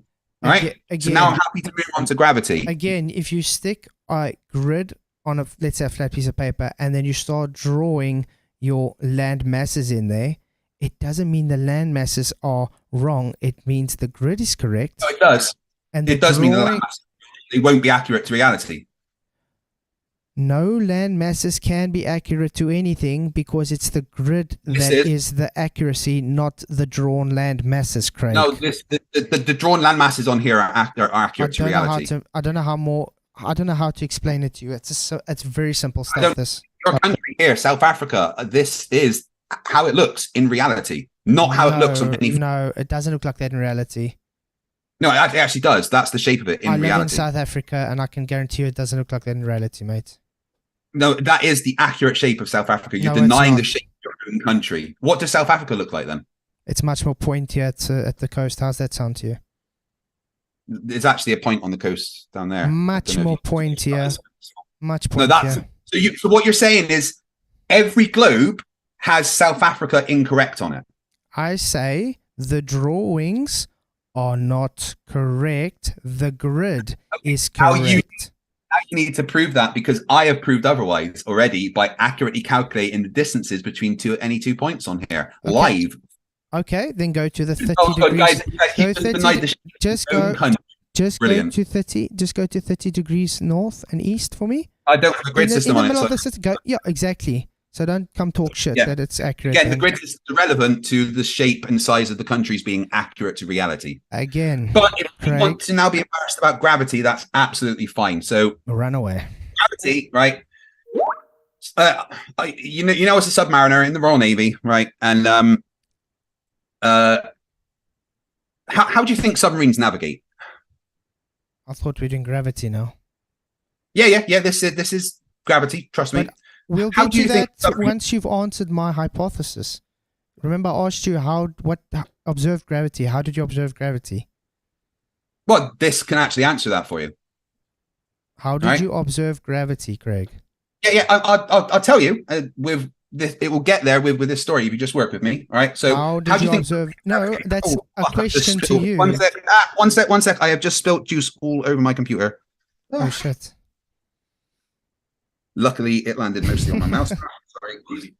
Yeah, it sucks if it gets in the keyboard, though. Then it gets all tacky. Yeah, luckily my keyboard is on another platform. Fuck's sake. Sorry. And I mean, I just want to ask you one question though, based on your accuracy of your globe. Why did those 7,000 islands in Japan never pop up ever on your globes if it's so accurate? Yeah, there was no new islands discovered. They just changed the classification of what islands are. 7,000 islands would exist. No. Again, there wasn't 7,000 new islands. They simply changed the classification of what islands are. So more things could be classified as islands. There wasn't. There was a few extra things they found with more accuracy, activity with the rocks, but all they did was change the classification of what islands are, the same way they changed the classification of what planets are, which stopped Pluto being a planet. It didn't mean Pluto disappeared. It just means it's now known as a different thing than a planet. Yeah, it just means changing the story when your globe gets shown false. Yeah, correct. No, it's again, the land masses are still the same. All they did was change the classification of what the shapes were. The shapes never changed. The islands are still there. They were still mapped, but it's the same. Whereas before they would have counted like an arpeggio of maybe 5 or 6 islands as one island because of the size of them, but they changed the classification so each of those little things could be classed as their own island. There was never extra land masses found or things changed. They just changed the way they classified things. And then I want to ask you, why don't your satellites pick up those islands? They do. The satellites were always there. The islands were always there. Again, the country just changed how they classified their islands. That's all that happened there. No islands appeared out of nowhere. No islands like all of a sudden magically appeared that they went, oh, they weren't there before. They were always there. They just changed how they classified what they were. Okay, cool. Okay, back to gravity. The same way in the 1800s in the UK, there was a big thing where they changed the classification of what it is between a hill and a mountain. And all of a sudden, there was hundreds of more mountains. It didn't mean that those mountains just appeared. They just changed the classification as to what a mountain was allowed to be as compared to a hill. Does that make sense? Okay. Yeah. So how did you observe gravity? Right. Brilliant. I can get this is what I wanted to talk about with the submarine. So how do you think submarines navigate? Because this is how one of the ways I observe gravity. Go. I asked you, how do you observe gravity? So I don't need to answer for you. It's your burden. Yeah, I know. It's just work with me. I'm working with you. I asked you observation of gravity, so I'm waiting for you to tell me how you. I'm not supposed to give the answer to you. It's not my hypothesis. So, submarines can most of the time navigate with sonar, right? But the idea of submarines is that they're stealthy and things can't see where they are. And if you're using sonar, other things can see that. So submarines have a way of navigating whilst maintaining complete stealth ability. And they actually use gravity for that, all right? And the way that I personally observe gravity is by the gravimeter in the submarine reacting to the variations in mass underneath it to real time map the underwater floor, the floor of the sea, so that the submarine doesn't crash into stuff when it's navigating in complete stealth mode. They literally use the variation in gravitational strength because of the change of mass underneath it and the sensitivity of the gravimeter in the submarine to, in real time, map what is going on. And that is an observation that I saw in real time. So I saw that gravimeter reacting, right? So that's a simple observation that I personally made. Would you be able to explain to everyone what a gravimeter is and how it works?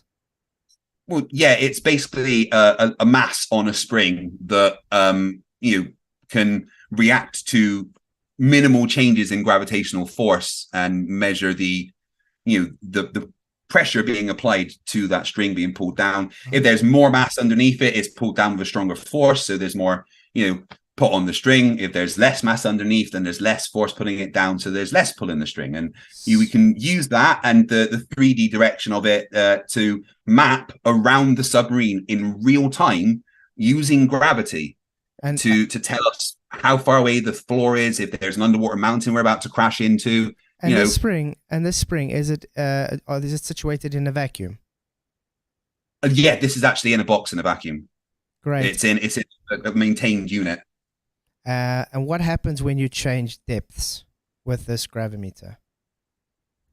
When you change depths, if you were to move closer to the floor, the gravimeter shows a slightly stronger gravitational acceleration because you've changed the distance between the masses, which is what you expect. You do know this contradicts totally what your gravity today is based on general relativity. Not in the slightest, no. That's exactly what we expect. Are you claiming gravity to be a force? Gravity creates a force that's measurable. See, that's what I said. You said you observed gravity, so I'm asking you. Mm-hmm. I want the observation for gravity, so we can make so we can make a hypothesis based on the observation. You're explaining gravimeters after begging the question that gravity is a force is not observing gravity. I didn't say gravity is a force. I said gravity creates a gravitational acceleration, a gravitational force. So how do you observe gravity then? My observation is gravity? Right, let me answer the question. My observation is simple. I saw the mechanism reacting in real time to changes in mass underneath it. All right. That is the observation that I made, right? That's a simple observation. Okay. So my hypothesis from that would be that a variation in mass is changing the acceleration caused by gravity, creating a force to alter the pull on the spring. Okay. That's my hypothesis. I mean, they use gravimeters for mining as well, so you can know for deposits of densities and stuff. Okay. Yeah, from satellites in space. Yeah. Okay. By the way, again, it's not gravity doing this, but this is what I'm saying now. Your observation is gravity. So I'm asking you, how do you observe my observation? Gravity, my observation was the gravimeter reacting. No, that's not gravity. That is a spring being pulled down. Listen. Yeah, that's my observation. My observation doesn't have to be gravity. You observe something, then you hypothesize what is causing that. Exactly. So, okay. So let's say you saying the spring being pulled down is caused by gravity. That's my hypothesis. Yes. Okay. How did you manipulate this IV? Well, the independent variable would be the distance between the spring. No, the independent variable is gravity, not the distance. No, it's not. Yeah, no, the independent. You said the cause is gravity, not distance. So the cause is distance now, not gravity. The independent variable, which is distance, will change the dependent variable, which is the gravitational acceleration. So cause distance, not cause gravity then? Well, distance will cause a change in gravity. So not gravity then, distance. Yes, distance is the change that we are expecting. So let's reword this then. I don't know why you are... Let's reword this then.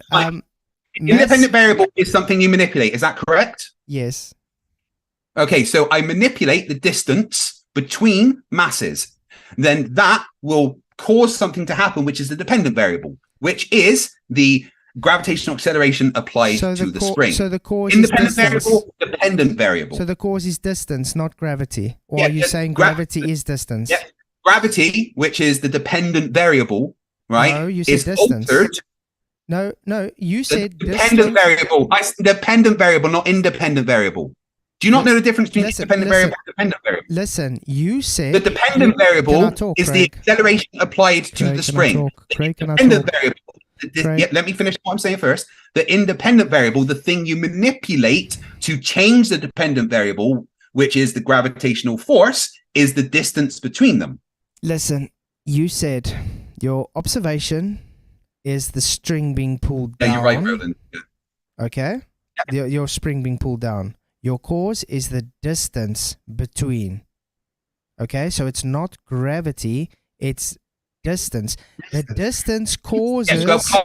distance is part of gravity. No, all right? Let me reword it for you. Let me reword talking? I'm still talking. Your distance causes... I can reword the hypothesis for you if you want and make it a lot simpler for you to understand. Okay?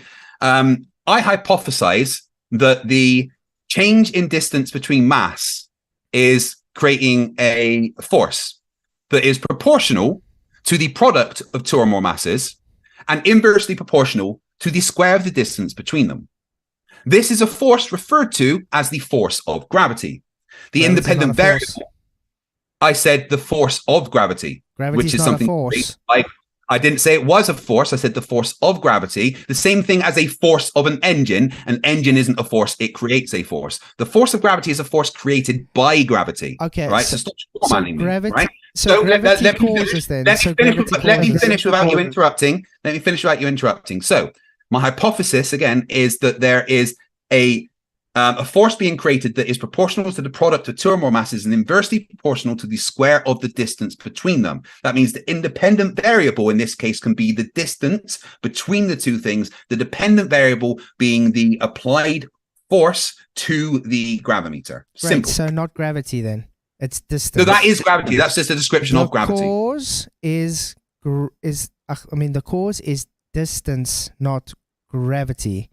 You are claiming... Again, distance is part of gravity. You are claiming that a thing that's not a force can create a force.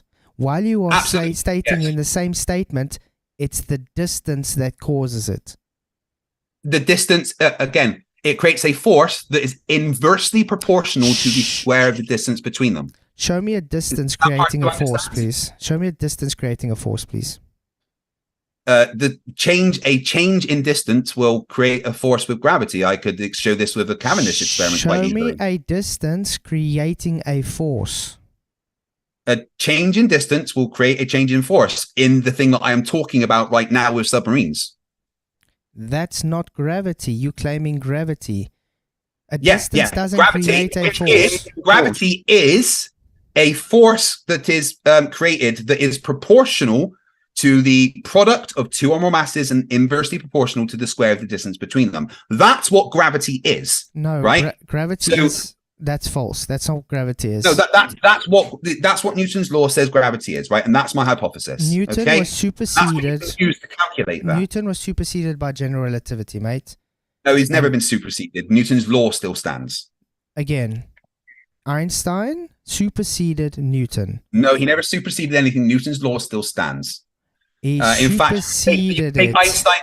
You can take the 10 tensor equations of Einstein's theory of gravity and reduce it down to Newton's law of gravitational attraction. They are essentially the same thing, just described in different ways. Okay, Newton's law still stands according to Einstein's relativity. Explain to me how a metric tensor of bending the space and time can equivalent to a force of Newton.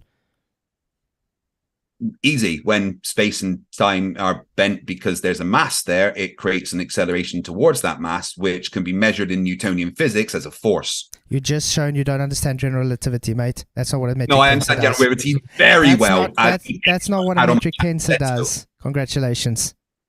You asked me what what Einstein's theory of relativity equates to Newton's law was, right? And do you know how many tensor equations there are? A lot. For Einstein's theory of gravity, how many are there? I don't need to know, but there's a lot. You do, because there's 10, and when you take them, they actually go down to Newton's law of universal gravity. They say the same thing. They imply the same thing. Einstein's just a lot more accurate, but that's a semantics argument we're not going to get into now. My hypothesis is that gravity, that's what gravity can be described as, right? And my hypothesis, as I stated it, right? So now we can move on to a prediction. Simple. Can you please go and take a metric tensor and show me how you get a force equivocated to it? No, because that's a complete straw man. No, you just said it with your own words. You can take the 10. I said you can take Einstein's 10 tensor equations and break them down to Newton's law of universal gravitational attraction. They say the same thing. They don't. They say exactly the opposite, mate. That's the no, they don't. You can literally break down Einstein's tensor equations to Newton's law. Okay. You can do that mathematically. Let's explain it this way. Newton's gravity, it's three-dimensional, correct? Newton's law of gravity is, as I've described, a force proportional to two or more masses and inversely proportional to the square of the distance between them. That's what I asked. Is Newton's gravity three-dimensional or four-dimensional? It can be applied in 3 dimensions. Of course it can. It's only three-dimensional. Einstein. It can be applied in 3 dimensions, yes. General relativity includes time, yes, but that doesn't change what gravity is. According to general relativity, The Earth is moving up, not the apple falling. It's just the effect based on your reference frame in the fourth mathematical. Yes, different way of describing it. Yes, but no, that's irrelevant. Listen. You said changing the distance of the spring to the mass caused a force. Okay. Changing the force. So not gravity then. According to yes, that's what gravity is. That's what both Einstein and Newton expect to happen. Einstein. It's giving Einstein would expect if the two masses were moved closer to each other that there would be a larger force applied. Einstein would expect that to happen. Again, according to Einstein, it's only an effect that it's taking a curved path, but in fact, it is taking a straight path through curved spacetime. No, not in actual. Taking a straight path through curved spacetime. That's actual reality. That's what it is about. It's all just an It's all just an effect based in a mathematical deposition of fourth space. That's just the math is just explanation for what's going on. So again, you made a claim that you can take. You made a claim that you can take. Back to my hypothesis. You made a claim that you could take the metric tensors and show us how Newton's force can be equivocated from that. So please do so. I said that you can take the 10 tensors for Einstein's theory of gravity and reduce them down to Newton's law of gravity. They are mathematical. So you can show us this. No, I can't personally do it. It's maths that's way above my head. You know why you can't do that? You know why you can't do that? You know why you can't? I know several people that can do it. Okay, get them on. Let them show us. I mean, PhD Tony can do it. I'm pretty sure Wells could do it. Phil Bell could probably do it. Get him on. I presented a bunch of papers for it showing how it's done. Get them on. Show us how. They're not in the chat right now, but you know why it can't be done. Again, there's lots of papers that. Well, apart from the fact there's lots of papers that show how it is done.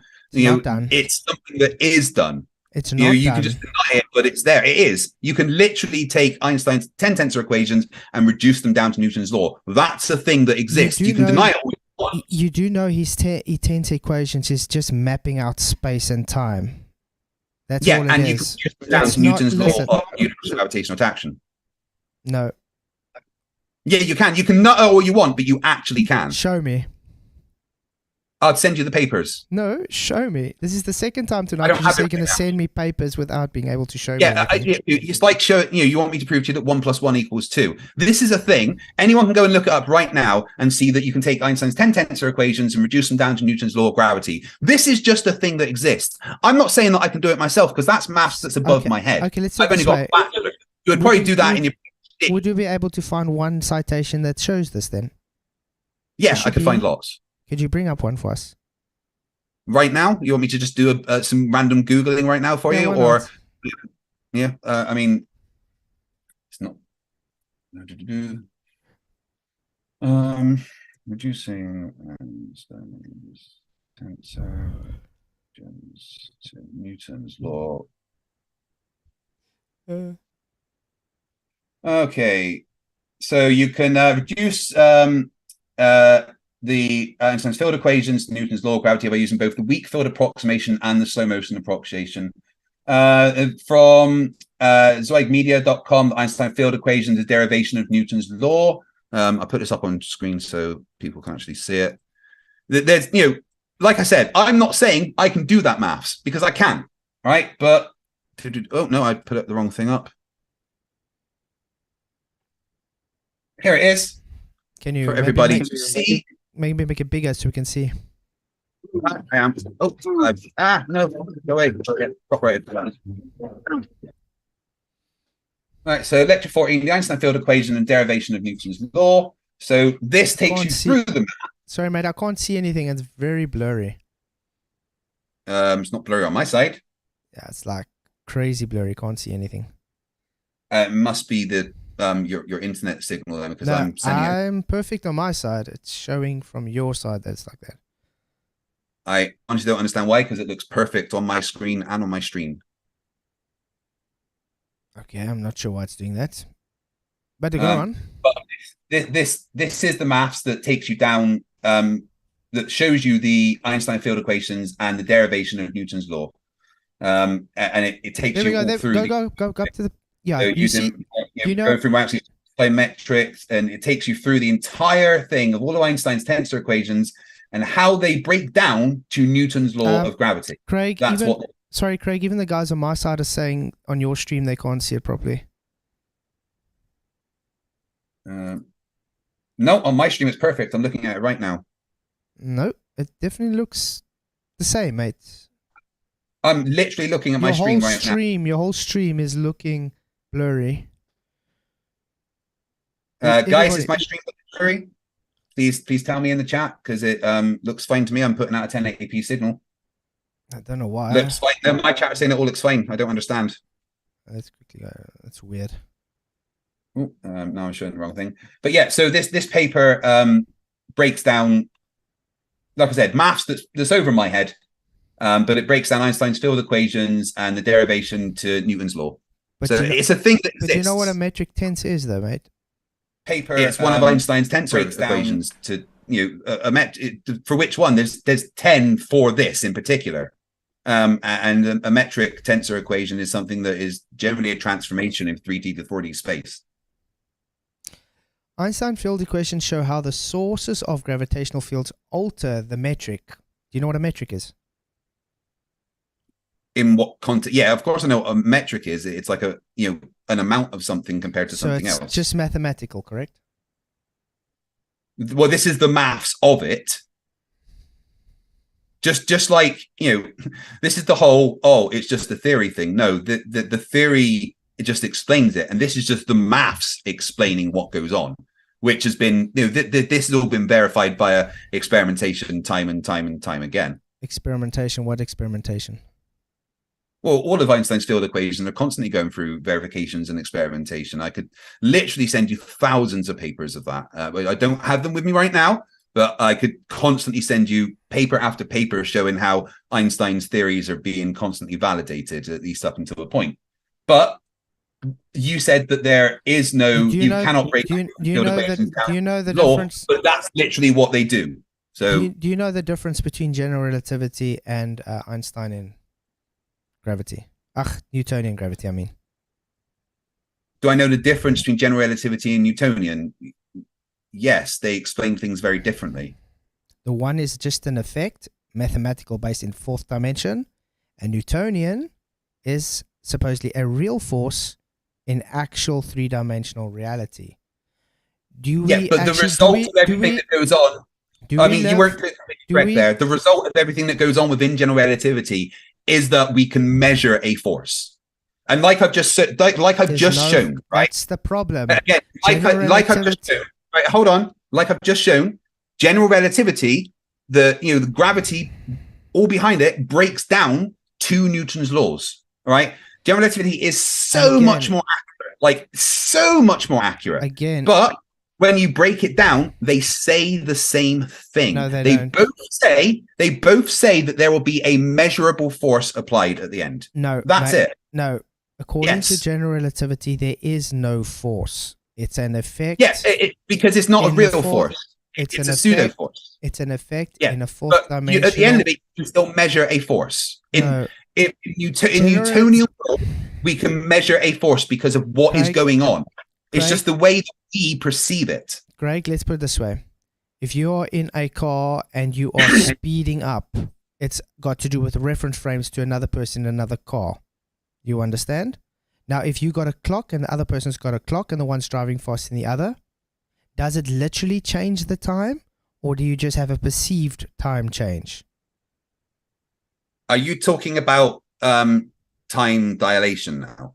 Is it physical or only effectual? So it's optical. It's not actual. It's reference based. No, that's not how it works. So, okay. So if you are traveling at X distance, but you can assume you're stationary because you are the base, right? And there's another car that's going 30 miles an hour faster than you, right? Mm-hmm. For you, if you in the car that's your base, the car that you're in, if you were to measure the time in that car moving away from you, you would measure the time in that car as going slower than the time in your car. Actual then. Yeah, I just said you would actually measure the time in the car going faster than you at a different rate than the time in your car. But the time actually physically changed. Let me answer the question. Time would physically be passing at different speeds for the two people. Thank you for making my point. Your point is that you don't understand relativity? The point is you think... relativity is that people can experience things at different times, right? The point is you think the effect is physical. That's the point, mate. Well, it is, right? And it's to do with the fact that two people can experience the same thing in different ways, right? So let's imagine that you're sitting on a bench, right? And there's a train going past in front of you, right?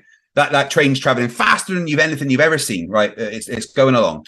And in the distance behind that train, there's two strikes of lightning that hit the ground at the same time, right? Have you got that in your head? Yeah. So you're sitting there, you're watching this train, and as the train's going past, behind that train, there's two strikes of lightning that hit the ground at the same time, okay? Now, I want you to picture yourself on that train this time, okay? Look at those two lightning strikes. What do you see? Are they hitting the ground at the same time? No, because it looks at a different time based on your reference frame. Right. But so from the person on the train, then what would they see? Again, let's say they're close. They're in the middle of the two lightning strikes as it starts. What do they? Yeah. Work with me. Let me finish. Right. What does the person on the train see? Listen. Right. What the person on the train see? What the person on the train sees is that the one that they are moving towards strikes first. The one that they're moving away from strikes after. But the person on the bench sees them both strike at the same time. So who's right and who's wrong? The one sitting at the bench, because they struck at exactly the same time. It doesn't literally change. So the person on the train, are they wrong? Did they not see them strike at different times? Again, an effect, not actual, Craig. No. This is actual. This is real life, right? This is actually what would happen. Okay. The person on the train, right? Their experience, what they physically experienced in reality, is that those two lightning strikes hit the ground at different times. Right? Again, they didn't. That is reality to them, right? They could time when it happened, but the person on the bench, for them, it happened at the same time. So neither of them are wrong. Neither of the people are wrong. They're both right.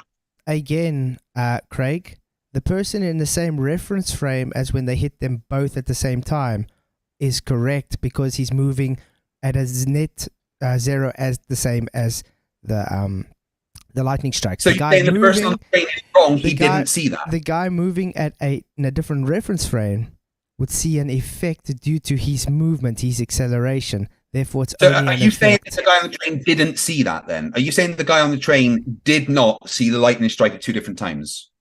The guy that sat in front of it saw it strike exactly the same time, because that's how it actually worked. No, I'm on about the guy on the train. What did he see? He saw them strike at different times. That's his reality. He's not wrong. That for him, that actually happened. Listen, Craig. Just stay quiet for 2 minutes.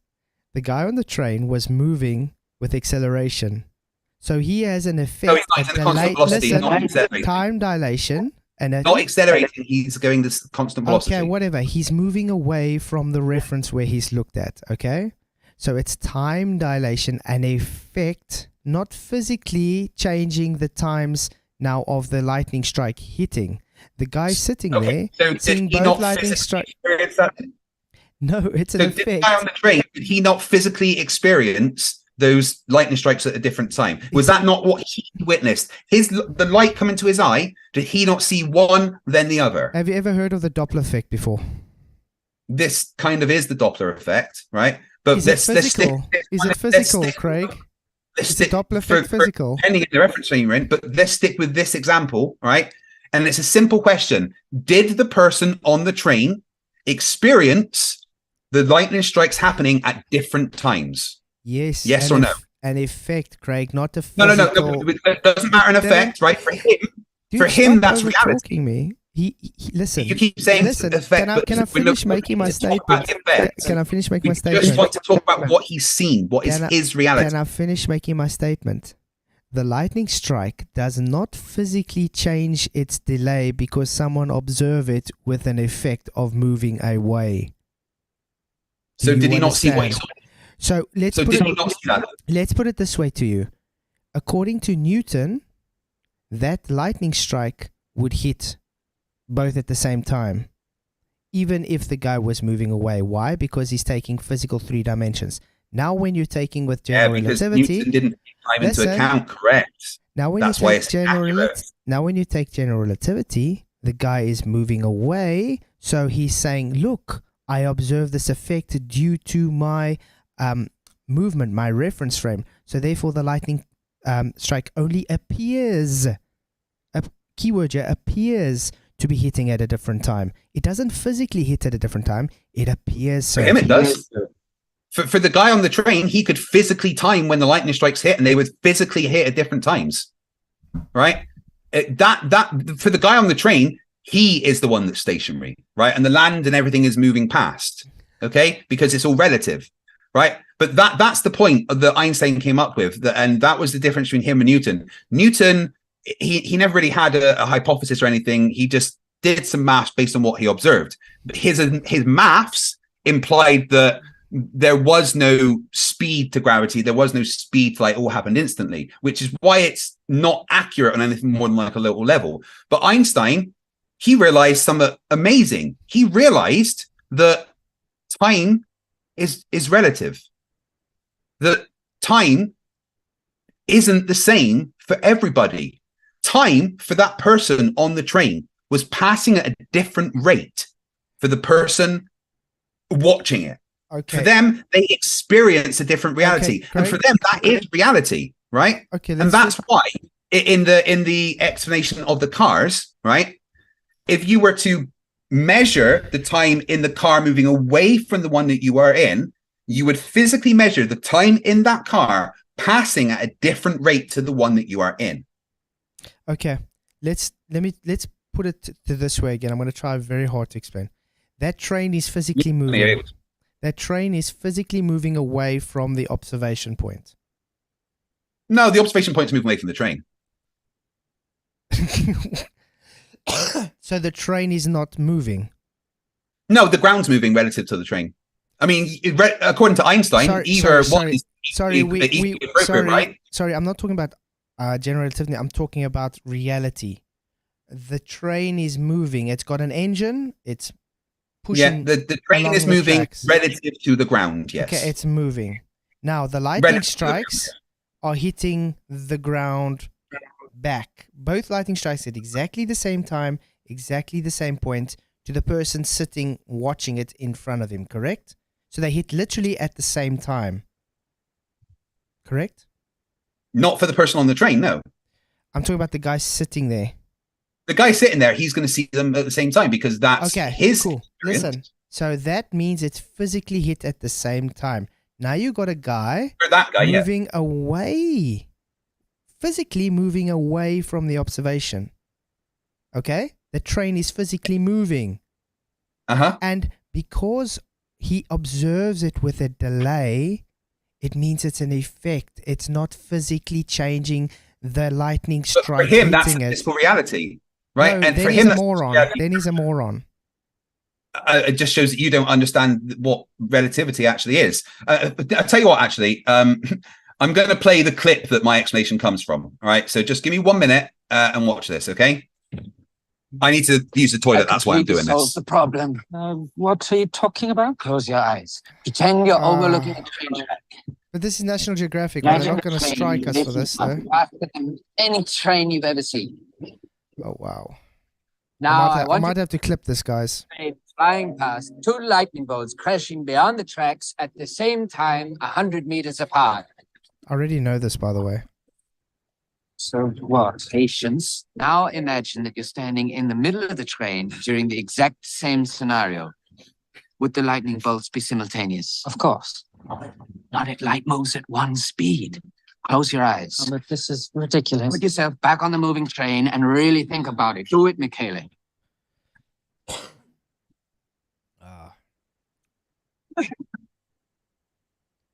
Now watch the lightning bolts. Were they simultaneous to you? Nope. No, Wanna see because you were moving towards one and away from the other. To me, standing still, they were simultaneous. How could the two of us experience the same event differently? We couldn't. Unless it's not Maxwell who gets it between the eyes. It's Newton. What are you saying? Time is not absolute. Right, there we go. That's where the Dude, the example just came from. You just made my point there. I already knew about it's that. my point. Well, like he said, the guy on the train experiences one thing. The guy on the ground experiences another thing. They're both right because everything is relative and time is relative for them. Look, and the speed of light is always going to be the speed of light, no matter how fast you are going. Right, Craig? General relativity is based on a mathematical concept in fourth dimension. Which has been verified since then. It's mathematical. Okay? What happens in reality? The lightning strike physically hits at the same time. The guy for the guy on the ground, not the guy on the train. It's the same reference frame, correct? Means no movement of the guy and the lightning strikes hitting. So they hit physically at the same time. Yeah, correct. For the guy watching, not for the guy on the train. For him, physically hit at a different time. Now the guy on the train, listen. Now the guy on the train physically moves a distance from that observation point. Yep. Do you know how Doppler effect works, mate? Is it physical or an effect? You will, for the person watching it, you will physically see a different light or hear a different sound. Again, it doesn't stop you seeing. Let's talk about the sound of the Doppler effect. Okay, yeah, it's an effect because the ambulance is moving towards you and then away from you. So as it's moving towards you, the sound wave is getting compressed, and as it's moving away from you, the sound wave is getting expanded. Because of distance, right? Correct. That's the effect that's going on. But that doesn't stop you physically hearing a change in the pitch, but because it's an effect that's happening. Right, let me finish my point. For you, with the Doppler effect, you are physically experiencing a change, be it light or sound. With light, you will physically see it shift from red to blue. With sound, you will physically see it shift from a higher pitch hear it shift from a higher pitch to a lower pitch, right? But for the person that is on that ambulance, that pitch is never changing. But that doesn't mean that your brain hasn't registered a different pitch and put that signal through. Your ears have actually heard that, and they've had to convert that different pitch to a signal to go to your brain, because your ear is physically receiving a different sound to the person on the ambulance. Listen, the frequency never changes. It's the same frequency always. It's the effect due to the person moving away. If it's the same frequency always. Now, I want to tell you why I'm happy you brought this up. Because with the train guy moving away, I'm still with my statement. The guy moving away, showing general relativity, is only an effect, not a force. Even your video said where Newton would say it would be physical force, Einstein said it would be an effect. Your own video debunked you, mate. Which results in a force that you can measure. The effect causes the force. There's no force in general relativity at all. Yeah, I know, but that's because it's just described a different way. No. But that doesn't stop you being able to not a force due to the fact that you can take Einstein's tensor equations and mathematically derive them down to Newton's law of gravity, which says that there's a force created. There's no force. They both imply the same thing. Right, according to general relativity, there is no force. It doesn't matter. Again, there's no force. And the end result of it is that you can measure a force in a Newtonian world. It's just an explanation for what is going on. And the end result of both Einstein and Newton explaining gravity is that mass attracts mass. No. That happens in both of them. No. Yeah. What every single one of Einstein's tensor equations results in A mass attracting a mass. That is what will happen in physical reality because of what Einstein is explaining is happening. You can say no all you like, but there's PhDs in my chat right now which are disagreeing with you, and you don't have a PhD and they do. Okay, let's put it this way. According to Newton, the apple is physically falling. Physically, okay? Because it's being pulled with the actual force to the ground. General relativity says, no, the apple is at a zero net force. So no force. You are moving up towards the apple. You understand? It's a different so look. So it gives you an appearance of there being a force of it being pulled down to the ground. It's an effect. It's not physical. There's no force there. That is the simplest form. That's why general relativity cannot be brought down to Newton says force. That there's a force at the end, of course.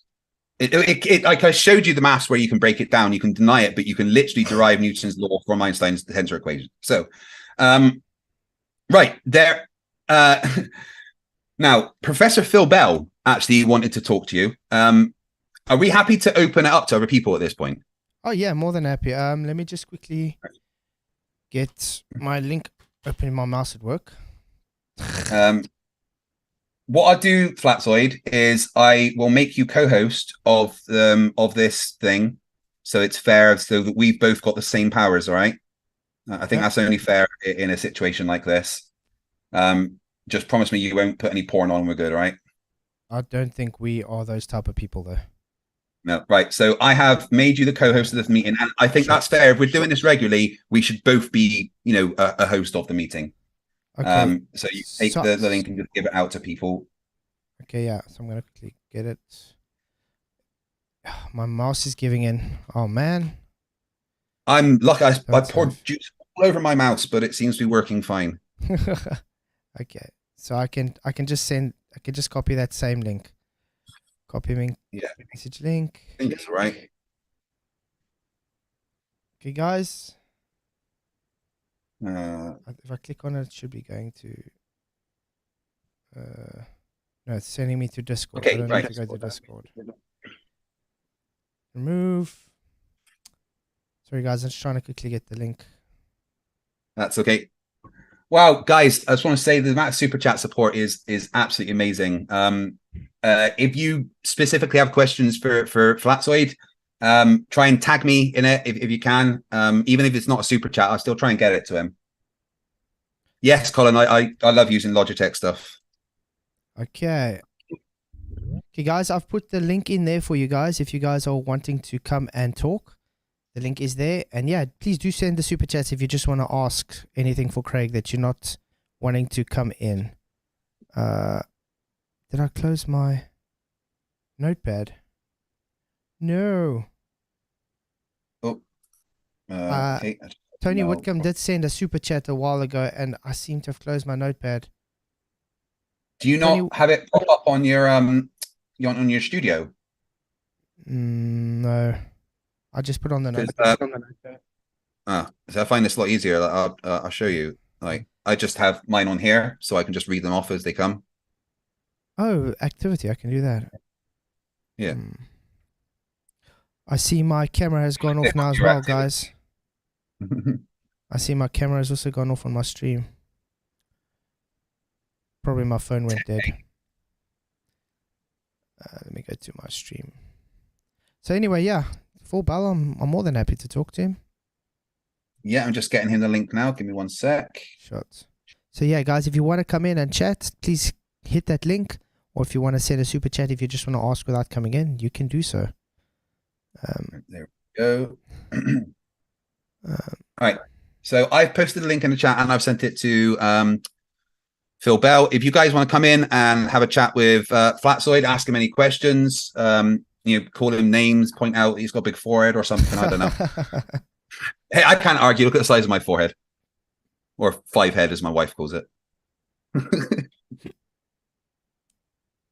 But yeah. I think it's going well, though. Yeah. Shit, yeah, just showed up on my my Amazon order for my pipe courses. I just admitted. AJ Ferrero entered the room. I think that's one of yours. Well, I'm happy to talk to one of your guys until Professor Phil Bell comes in. I'm pretty sure Phil Bell wanted to talk to you about the second law of thermodynamics and things like that. Awesome. Oh, wow. Hey, Draco. Good to see you, mate. Thank you for coming in. Television says £2 super chat. No grid, no scale, no map. You don't need a grid for a scale.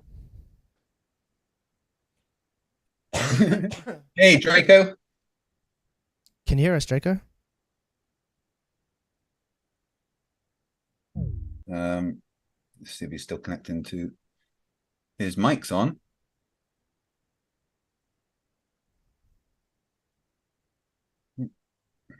No stress, Rachie. It's always good to have you in, though. Hello? Hello, Draco. Hello, how's it going? Draco. There we go. How the devil are we? I am tired and busy studying for finals, but I decided to pop on this stream because I'm a masochist. Yes, why not? Thank you for your constant support, Draco, as you're here. I'd love to let you know that. But do you have a question for our friend Flatzoid here? Yes, I do. I'd like to know, Flatzoid, what is so hard to understand about the difference between a flat grid and a grid on a curved surface? What do you mean a difference? It's a grid. It's only got X and Y. Correct? If you got X and Y and you place on any, it's still got an X and Y. Yes, but when you take a flat grid in non-Euclidean space and then you put it onto a Euclidean curved surface, like the surface of a sphere, the grid is not going to work the same way that you think it does. Again, the distances between each grid block are exactly the same measurements. No, they're not. Yes, they are. If you measure, no, they are not. If I take a flat piece of paper and I put it around a ball, the distance around the curve might appear to be the same, but in reality, on the surface of that ball, the distances are not. They're not equal. Again, you are distorting it by putting it onto a curved surface. Again, that ball is just a reification fallacy of saying it is that true shape, where you can take that exact same grid and stick it on a pineapple and you can measure the same distances because it's the grid you're measuring, not the shape. Except the grid gets distorted, so it's not again, the same distance. If point A to point B on that grid is the same, no matter what scale, it's going to stay the same. Not the distortion. It's still going to be distorted. There's always going to be distortion when you go from a flat surface to a curved surface, and vice versa. I think I'll have to actually make a video drawing this for you because it's actually very simple to understand. You're right, it is, which is why I understand it, and you apparently don't. Later battle, mate. Oh. But Drake always made me laugh. Brian, how you doing? Good. How are you doing? Can you hear me? All right. Yes. Brian. First time on a phone. Mic quality would check out. Yes. Flatzoid, I was just curious if you were one of the people I've heard say that math is unable to describe reality, or math can lie. Math can lie about reality. Yeah. Can lie about what? Math can lie about reality. Well, only if you're purposely forcing it to. I use math every day, and every time I use the formulas for my job, they describe reality perfectly. If you use things and plug them in properly. Okay, and if I had to make an equation that says unicorn pixies exist, and the math works out, does that mean unicorn pixies exist? It means they're mathematically predicted to exist. First, you would have to find the proper numbers to input into your variables. You can't just create for instance, I'm an electrician. E equals IR, voltage equals current times resistance. Yeah, but you work on physical. Hold on. I can create any formula I want, but I need the proper numbers to input. If I just create something and say, all right, my formula proves pixies, but if I don't actually have measurable input for that formula, it's irrelevant. Again, so you can say you have you can say you have. I'm sorry. Go ahead. My fault. I'm saying your line of job is based on having those physical measurements needed. So you already know the parameters. Now, if you have to, let's say, take astrophotography, for instance, astronomy, and you can say on some dark place in the world, which we can't see in the universe, but we can make an equation that something's there, you can just make it work. That doesn't make it mean it's actually there. That's just you equivocating based on a language, which is math. Well, however, the placeholders that we use for dark matter have value. See, your pixie fart is a false equivalent. You're just saying, oh, I create something and it means they work. But no, you can't actually come up with numbers to input to your make-believe formula. Are you saying that math cannot lie? Are you saying it's a language and it cannot lie? Is that what you're telling me? Saying anything, math is a language, but what do you mean by lie? What do you think lie means when we talk about math? Language can lie. Okay, so because math is considered a language, it can lie? That's another false equivalent. No, that's another fallacy. It's not. That's another fallacy. Just because I can lie in French doesn't mean I can lie in math. Brian, can I ask a question? Of course. To Flatzoid. Flatzoid, if you think that math being a language means it can lie, if I call a cell phone in English and a Japanese person calls it smaho, are they lying? No, because it's describing the same thing. Exactly. So math describes reality. Okay. So it being a language is completely irrelevant to whether or not that reality is true. Okay, let's do it this way. Math anytime my turn is over, by the way. Math described Newton's gravity as a force, correct? No. Math then described Newton's gravity was described as a force. Thank you. So, but is it now? Yeah, but the math didn't call it a force. The math just explained how it worked. What is F equals ma? It's an equation. Is it true? Yeah, it works. Great. Okay. And what is Newton's gravity based on? Not F equals ma. Yes, it requires a force for a mass to accelerate. That's exactly what Newton's gravity is based on. Now, when you go Newton's to general gravity is, I've actually forgotten the equation, but it's not F equals ma. I'm going to drop out. Thank you. Okay, Brian. Thanks. See you, Brian. Thank you, Brian. Like I'm saying, it's Draco, G equals m1 m2 over r squared, I believe. Yes, and the distances between them give you the force required for the acceleration. Well, it's inversely proportional to the square root. So then again, the math... It gives you the gravitational force. Thank you. So the math says it's a force, and now according to Einstein, it's not a force. Because it behaves like a force. Which one lies? Neither of them did. Neither of them did. You just talked yourself into a hole, Moot. The one says it's not a force. It's just no. One of them doesn't say it's a force. One of them describes how it works, and then Einstein came along and gave the theory that said this is what it is. They're not the same thing. No. The mathematical equation G equals m1 m2 over r squared does not say as a fact in its description, hey, I'm describing a force. That's not how math works. So it's not the force of gravity then? Cool. That's not what I said. That's exactly what you're saying. No, I said the equation doesn't call it a force. Yes, it does. The whole no, it doesn't. The whole of Newton's theory of gravity is based upon a force that gives the acceleration. Newton didn't have a theory. Newton didn't have a theory. Yeah, this is kind of semantic play, which is a bit boring for everyone. Yeah, because you guys are losing. You guys can't accept that your math is a lying. Your math can lie. We have here a professor who has crashed something into the moon. And he would very much like to talk to you, Flatzoid, about the second law of thermodynamics. Professor Philip Bell, hello, welcome. Hello, how are you? I'm very good. Thank you very much for joining. Yes, you are loud and clear. Hang on a second, and I'll just put my my camera on. Okay. Good to see you. Okay. Yeah, good to see you. How are you? So, do I call you Flatzoid? Doesn't matter, mate. Okay, so it might be a bit of a wanted to talk to Flatzoid, so please, over to you. So yeah, look, I just wanted to have a bit of a discussion with you about your idea about what you think the second law of thermodynamics is, or thermodynamics in general. Can we start with what you think it is? I think I'm being quite plain and simple. It's about the the energy movement between systems. Oh, energy. That's good. Yeah, yeah. So, so when you say energy movement between systems, be more specific. The second law of thermodynamics isn't just the energy movement. Mm-hmm. Obviously, I mean temperatures. You get the matter that moves caught by the energy. It's just got to do with it's just got to do with the relationships between the systems. That's about it. So basically, we're talking about entropy, right? Yeah. Of energy. Energy and matter. Yeah. Yeah. No, energy. Energy and matter. Yeah. No.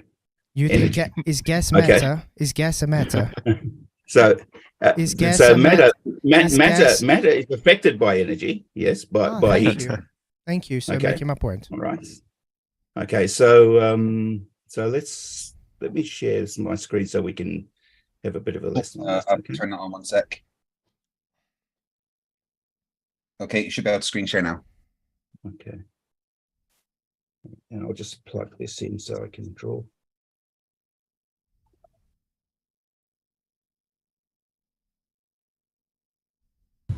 Okay, so let me just get my pencil out. I presume you can see my whiteboard? Yeah. Yep.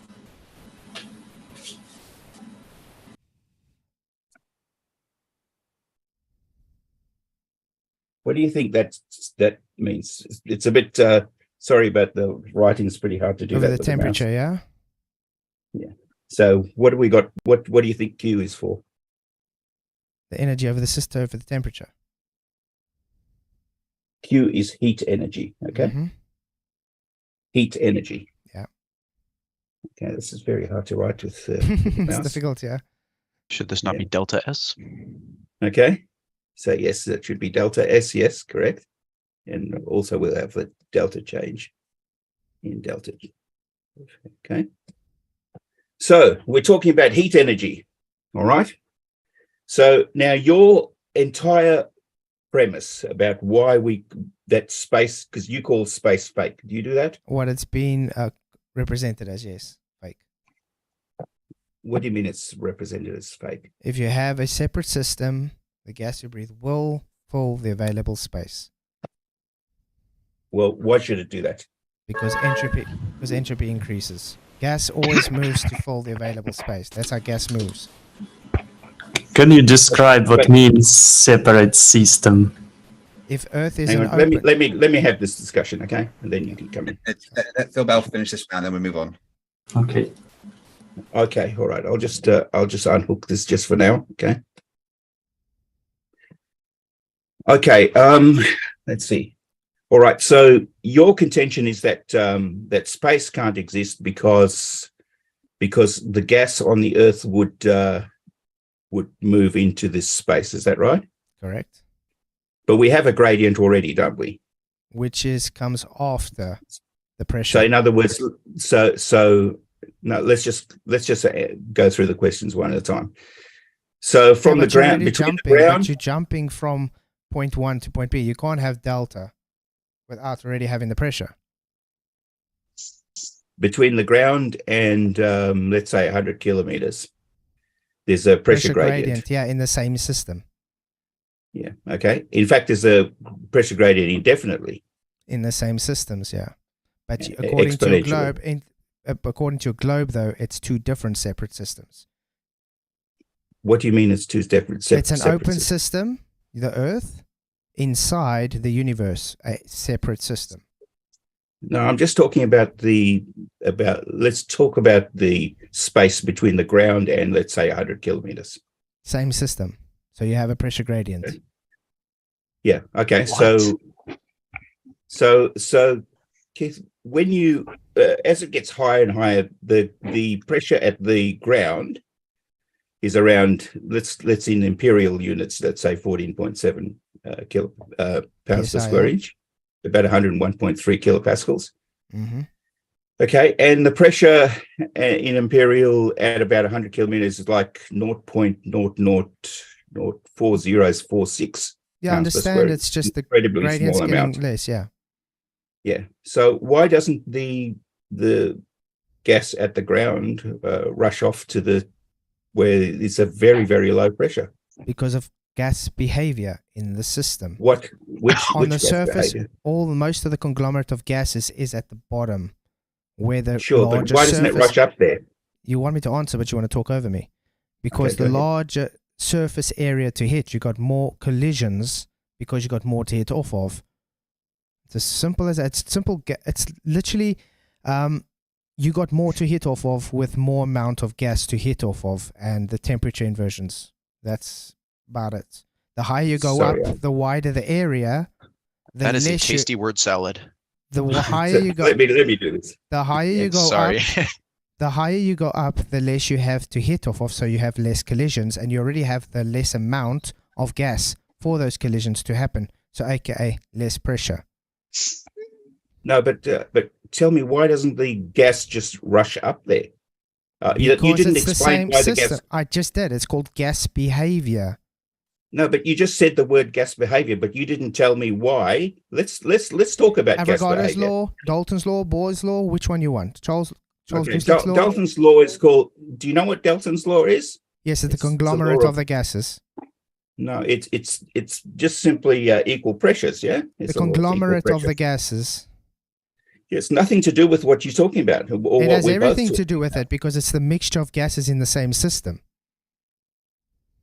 Are you denying that there's a mixture of gases No, in the same No, system I now? need you to explain why the Dude, gas at the are ground. you're not doesn't answering reach the me. top. You're not answering me. Are you denying that there's a mixture of the gases in the same system, Phil? Of course, I'm not denying that. So Dalton's law then, it applies. No, what Dalton's does- law is what the- a way of measuring that. And what does Dalton's law specify for these pressures? It says that you add the pressures. It has a percentage Yeah, of pressure based on the You add the pressures, the different pressures. Different gases will have different pressures. great And pressure it's- gradients. No, that's not how it works. Oh. It's actually homogeneous. What? That's part of gas behavior, mate. So you So, want to understand no, the I need different to know what gas densities? behavior. So the different which densities part of gas gas. behavior. So the different densities of gases would give different behaviors, different percentages of movement. No. Oh my But that's not what Draco, happened. Draco, can you show some respect and shut up while I'm talking, please? God. But You weren't talking. We Well, are that's not- talking. but Me and that's not Professor what Bal are happens. talking. But that's not what happens, Flatzoid. I want That to is know. what happens. We can demonstrate. I this. want to know what gas behavior specifically would stop the gas from at 14.7 psi from rising to 100 to 100 kilometers. Why would that stop? Well, What stops it? the gas behavior, temperature, pressure, and area.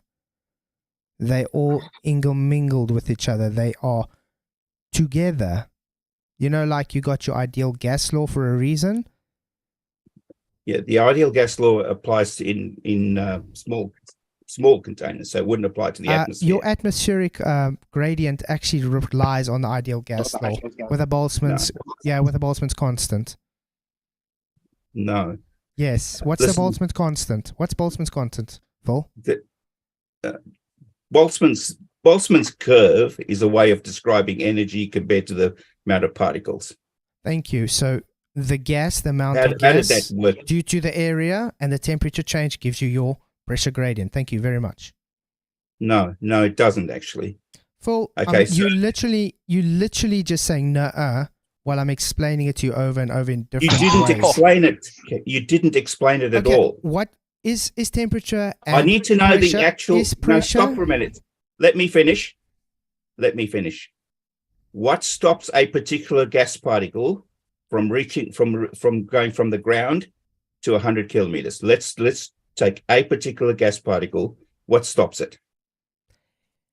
When you have pressure and temperature inversely proportional to one another, what happens? No, I just want to know what stops a particular gas particle. Don't ask me questions. Just answer my question. Everything.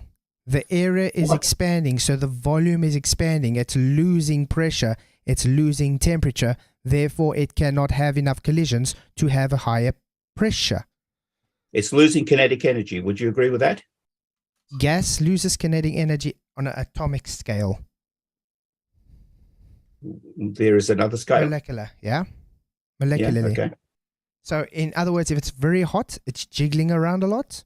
And if it's cold, it's moving around less. This is simple gas behavior, mate. And if it gets really cold? Yeah, it moves slower. It moves around much, much less, doesn't it? Gas is what you called elastic collision. It only changes direction with collision. So therefore, if a gas is going up and you still find gas pressure there, that means it's hitting off of something. What do you mean it's hitting off of something? It can only change direction with a collision. Or with force. We both agreed that it would slow down. Not to stop. It would never stop though. Can you show me anywhere? Can you show me anywhere? Yeah, can you show me anywhere where there's 0 Kelvin? But there'll be some. No, of course not. But there's going to be. No. Listen, who says the gas at 100 kilometers is stopped? It doesn't mean that it keeps moving upwards.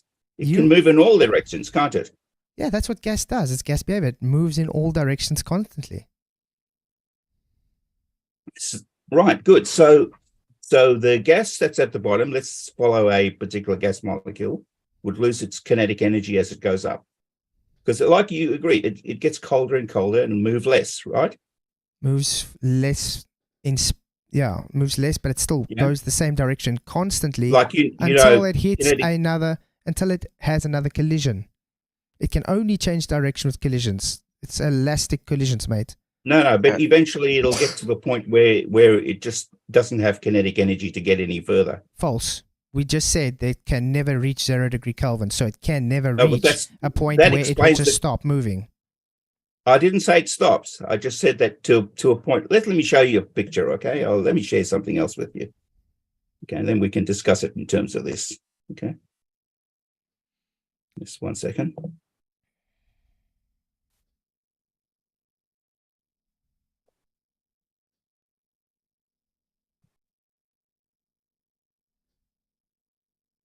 You're not sharing your screen, Phil. Yeah, it's all right. No, I'm just preparing it first. Right. All right, let's have a look at this, okay? Okay. You see that thin blue area above the ground, above the earth? Yeah, it's caused by the atmo being thicker. Okay, so you can see that thin blue area. Then you can see the really black area that's above it. Much less air, yeah. Why isn't that blue area just expanding into the black area? Because it's in the same system. Now, what's stopping it? Gas behavior. Yeah, you keep saying that, but you're not giving me specifics about what's stopping. Maybe you don't get it. The gas is moving slower when it's higher up, correct? Yeah, so that's why it's in that blue area, right? And there's less collisions. Not much of it. Much of it goes into the black area, right? There's less collisions higher up. Remember, Phil? Of course, there's less collisions. So a hell of a lot less gas. Yeah, and less molecules, Phil. So that's why you have that black area. But why? Why, Flatzoid, doesn't the blue stuff move into the black stuff? Gas behavior. It's in the same system. You keep saying that? Same system. Interesting spell. Do you know the difference between... Phil, I'm going to ask you a question now. I'm going to ask you a question. Do you know the difference between a separate system and a single system? What's a separate system would imply that there's more than one system, okay? According to your globe, the Earth is an open system which is separate to the universe, which is an isolated system. So two separate systems. According to the second law of thermodynamics, what happens when you remove the partition between the two systems? First of all, Earth is a closed system. It's nothing to do with that. It's not a closed system because you claim to have astronauts leaving the Earth. It's not relevant. Yes. What is a closed system in thermodynamics? Let me just finish this with Flatzoid. What's a closed system? What's a closed system in thermodynamics, Phil? Because you agreed with him it's a closed system. What is a closed system in thermodynamics? Well, it just means that matter doesn't get in or out, but energy can. Thank you. So where are the astronauts claiming to go? Well, up here in that black area. So leaving through a closed system, Phil? Matter. No. We are nothing compared to mass of gas and Hang air. on, let me finish this. Come on, let's So, Flatzoid, you understand what a model means? Yes. That's got nothing to do You with what understand we that talk it's, about thermodynamic you understand law. that it's. Do you understand that it's modeled as a closed system, not that it is a closed system? Yes, because it has to be modeled as a closed system because it violates natural law. Congratulations. No, Keith, that's not what's happening. That's It's exactly modeled it. as a closed system. It's modeled as a closed system because compared to all of that mass on the Earth, very little of it ever leaves. Sorry. According to thermodynamic systems, a closed system says no matter may leave or enter the system. Not little bit of percentage of amounts or large. Listen. No matter can leave. Do you understand what no matter means? Try to follow what I'm saying. Okay. Dude, I'm teaching you thermodynamics here. No, as we're going along. you're not. You don't even You're know not what a teaching closed system anybody is. anything. What's a closed system? What's a closed system in thermodynamics again? No, you listen. I told you. What's a closed system in thermodynamics? Matter doesn't enter or leave the system. That's a closed system. So is Earth a closed system? Not ideal. Technically, no. But modeling, it's So- modeled as a closed So system. because it violates natural law. Exactly. Thank you very much. No, nothing to do with it. What would happen to an open system if it was based in thermodynamic systems, like entropy law? What would happen if it was an open system, Phil? Technically, it is an open system. In other words, the gas particles actually do leave the Earth. Again, Phil, what would happen based on thermodynamics if it was an open system? What would happen? Nothing more than what's happening now. No, thermodynamics, the law of entropy says the gas No, it doesn't. will fill the available... It's called increase in entropy. Listen. Are you claiming entropy to Gas, be...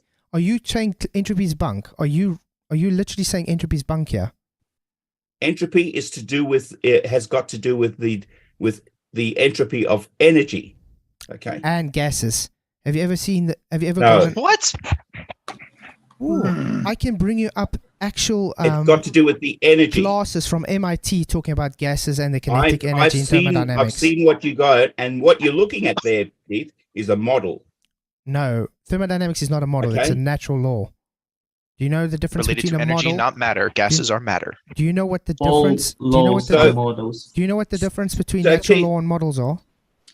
So, Keith, what would stop something from moving into that black area, like a spacecraft? It's the same system. It's not moving anywhere. No, There's what still would gas stop there. it? What would stop a spacecraft from moving into that system, up into that black area? Based on reality or on your reification? I'm just talking fake about model? you just have a look at you agree that black area exists, right? Yeah, it's just less What atmo for the light to not yes, be so able what would to stop, light it so up. what would stop a spacecraft from getting, or a satellite from getting in there, from getting up there? Okay, so we're basing it on the globe then. No. I just want you to know what would just answer the specific There's no such question. thing as a spaceship to be able to go in and out. That's the whole point. You're trying Would a to... spaceship be able to go into this black area that we're looking at? Obviously. If it's the you same can see system, it, yes. can't you? If it's the same system, yes. You can see that from a high altitude balloon, can't you? If it's the same system, yes. Yeah, so a spacecraft can get up there. In the same system, yes. Not if it's a separate system. According to your globe, it's a separate system. Why? Phil. No, who said it's a separate system? Earth is you just said an The- open the- system. The pressure gradient just keeps going on and on and on. You just said the Earth is a open system. Do you know what a system means, Phil? Technically speaking, it is, yes. So it's a separate system, Phil. To what? The Earth is separate to the universe. No, it's not The isolated Earth from the universe. inside the universe. Yeah. The Earth is Really? a system within the isolated system of the Two universe. separate systems. Congratulations. No, they are It's like- they are literally inside each other, my guy. Two separate systems. So you telling me if you take, So are your bones not part of your body? if you let's take a Are your bones different from your body? Your bones are inside your body. If you take a answer the question. It's a false equivocation. Now, if you take a fish tank, or let's take a vacuum chamber, and you stick a balloon inside there, is that balloon the same system as the vacuum chamber, or is it a separate system, Phil? Well, they're both in that vacuum chamber, so they're both inside a system. Yeah. Sorry, but is the balloon the same system? Speaking, no. Is the balloon the same system as the vacuum cleaner, or is it a separate system? You can call them separate systems. It is a separate system. Now, what happens when you pop that balloon full? Well, obviously, if there's sufficient energy, the gas will expand into the vacuum. Thank you very much. Thank you very much. Well, clearly it's not happening here, though, is it? Because it's the same system, Phil. Can you define system? It's a closed dynamic system. Therefore, all the gas behavior we see, your pressure gradients, is based in the same system. It's in the same system. It cannot leave. Yeah, but area, like you're saying, it cannot leave the system boundary because the system boundary is physical. But why? Why can't all that blue stuff move into the black stuff? It's in the same system, Phil. There's less What's of it that there. got to do with it? What's that got to do with it? Again, can you please demonstrate? Why is there less of it? Okay, you know what I'm going to say? Since I can explain to you every detail that's going on, you still don't get it. Can you please demonstrate to me how you can have gas pressure without containment? How's that? Craig, do you have that? That's pretty easy. That image of the nuclear reactor? Ionized gas is already in an arc reactor, which is a container, by the way. Congratulations. Can you define containment? And do we breathe ionized gas? And do we breathe ionized gas, by the way, Draco, guys? No, we don't. So please don't bring this let me don't bring finish these really ignorant arguments here because you guys are really showing you dumb. I'm sorry. Pre-dismissal without even listening. Listen. I already know the argument. I've just debunked it. Ionized gas in an arc reactor. It's in a container and we do not breathe ionized gas. Thank you. Yes, you do, actually. That's a different argument. However, I've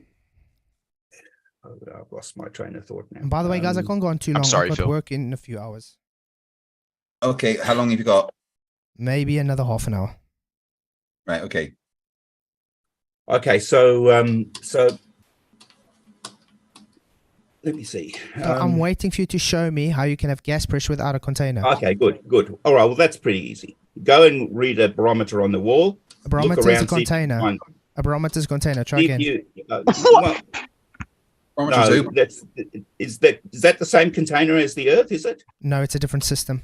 Show me a barometer without containment. So when you go and read the pressure on a barometer, and you look around you, where's the container? Say again. You're saying that the pressure on the ground. What causes the pressure on the ground? The gas colliding. With what? With everything at the ground. That's what gas does. It collides with each other. It collides with everything it hits the surface to.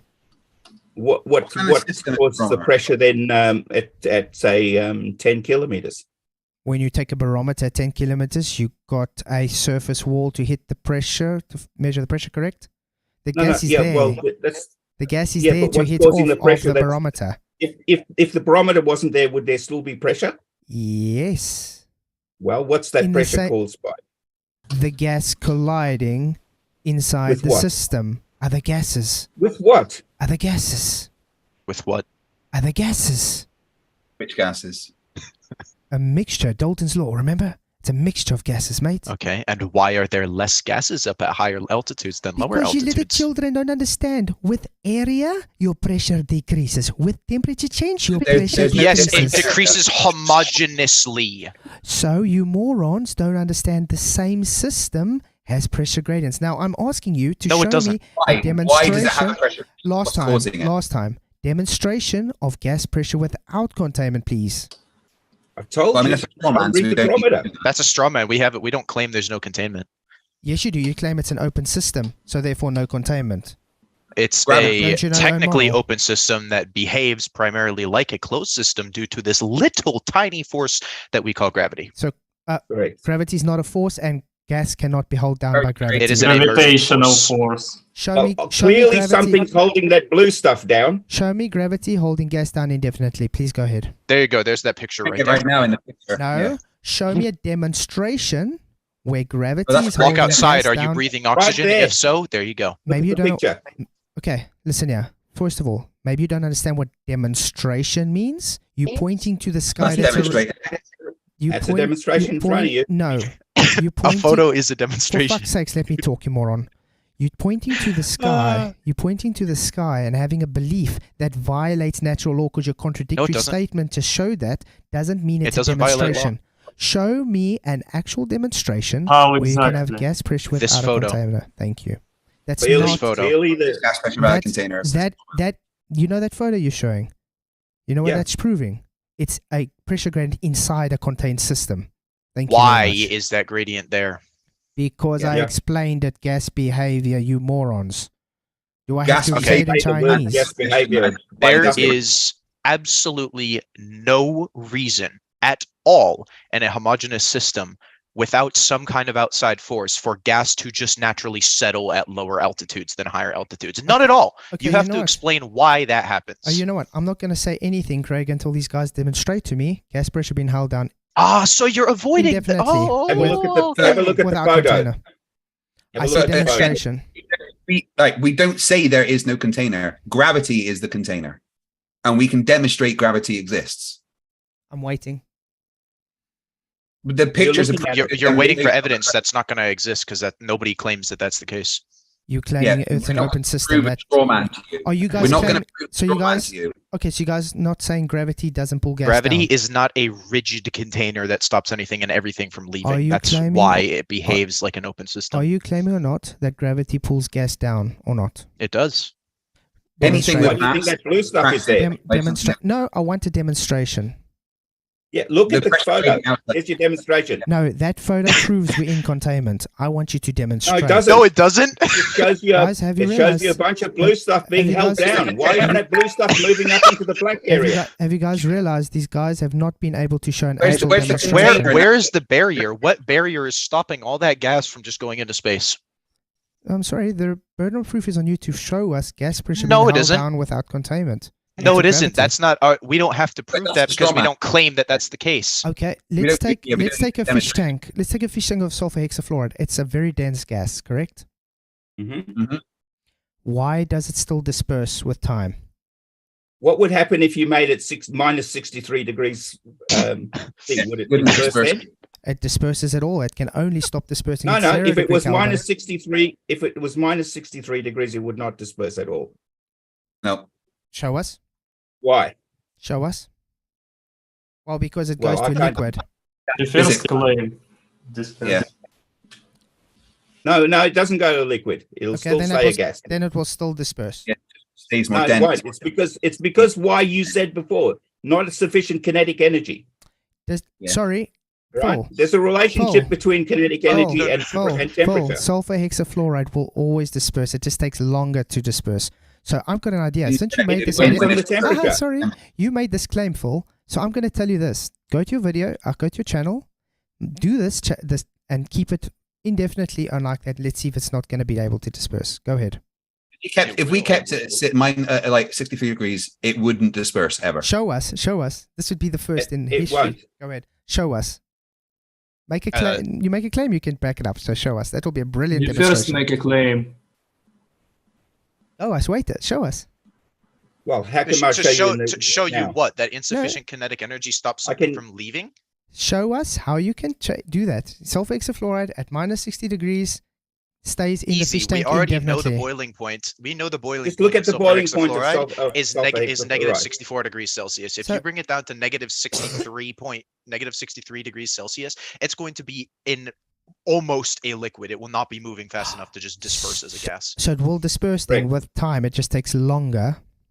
No, If it you, just if wouldn't. you have infinite amount of So- time under your belt, maybe. So are you during going that to, long time, are you guys going to actually demonstrate that it will stay there indefinitely? so what's or are holding? you So going what's to run holding the? away from this?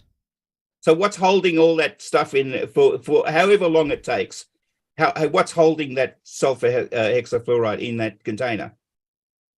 Nothing. What's holding It's it down? moving in all directions. It's bombarding No, into but what's other... holding the gas down in that You container? want me to answer you, but you talk over me. It's bombarding with other gases as well. And that's stopping it from leaving the container? Yes, it's called Oh, collisions. so there's a barrier of gas that's It's just called- stopping it from leaving. Draco, it's called collisions. So as soon as it has a collision, it Yes, I know changes very well how direction. gas works. Now, when the gases are moving, it's denser. It just takes longer to disperse into the surrounding system. Now, But why is it there in the first place? Yeah, but Now- why does it need to have time to disperse? Why doesn't it just instantly go?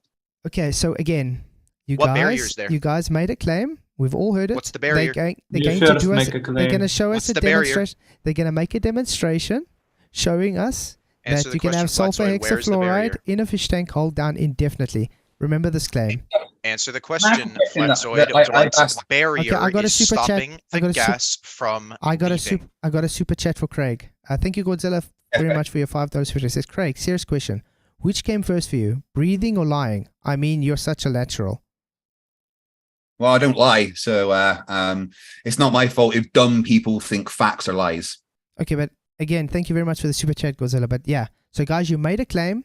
Sulfur hexafluoride can be held down indefinitely in a fish tank when you cool it down. So I would be awaiting this awesome demonstration because it'd be the first demonstration in history for this ever to exist. So are you claiming that at a high temperature, the sulfur hexafluoride will disperse quickly? If it moves fast, that disperses quicker. Oh, really? So then why doesn't all of that gas in the atmosphere disperse into space? What's stopping it? It's in the same system, you dumb fuck. That is not an adequate explanation because if it was in the same system, it would instantly disperse. Yeah, Without you're any claiming outside that the force. gas will disperse equally in all directions, then saying, but it doesn't because it's in a system. Draco, But what happens will when it, you pop will a it do balloon? it or won't? What What happens when I is pop a balloon? what is container causing holding the pressure container- gradient? Hold on, Craig. There has to be something actually physically causing that Craig- pressure gradient. Craig, he just actually really helped me. When you pop a balloon, the gas disperses because the container that was holding it is no longer there. So, making my point then, congratulations.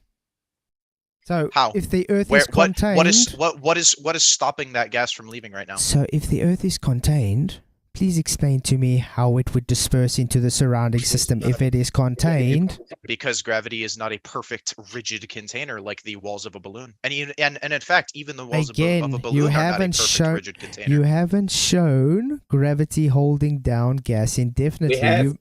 You made We a- have the where? Earth. No, that There, is look at pointing at that blue area. Look at that blue Stop area being in front of dishonest. you on that Please. photo. If you're going to carry on being dishonest like this, then this is over. I want you to demonstrate your sulfur I have hexafluoride as you demonstrated it claimed. to you. No, you haven't. Where? You haven't shown one The blue demonstration. now. area, that point that you can see above the Earth, is being held down. Do you It's know? not dispersing into the black area. you- Something is are you holding sa- it down. Are you saying What is there's no? holding it Are down? you saying there's no gas in that black area? Of course there is, a but very little. very, very, very small amount of it. One hydrogen molecule And- per meter cubed or something. And is there a wider area for the gas to fill there? Full? Well, it's a huge area for the gas to fill, but that blue area contains a lot of gas. Why isn't all of that equalizing? Because it has less moles and more area to fill, full. That's why it's called less pressure, full.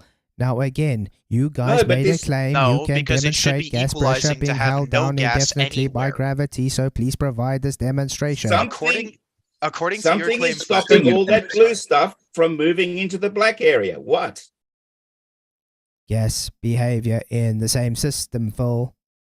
Gas doesn't have special properties. It Behavior. forces. Simple as that. When you enlarge an area, the pressure decreases, correct? So when you enlarge why the is the area, pressure the Where's- pressure where's decreases. larger area? Oscillations. Different. Larger area to what? Hold on. Let me have this. Larger area to what?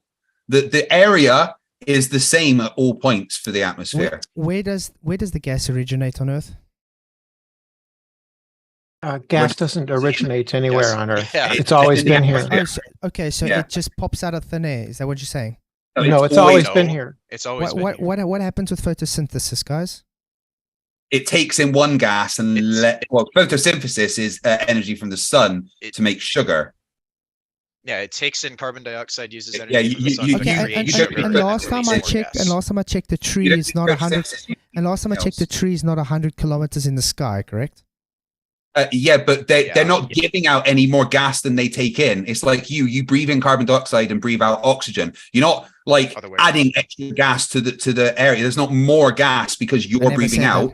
The trees are taking in the same amount that they're then giving out. There's no extra gas being created.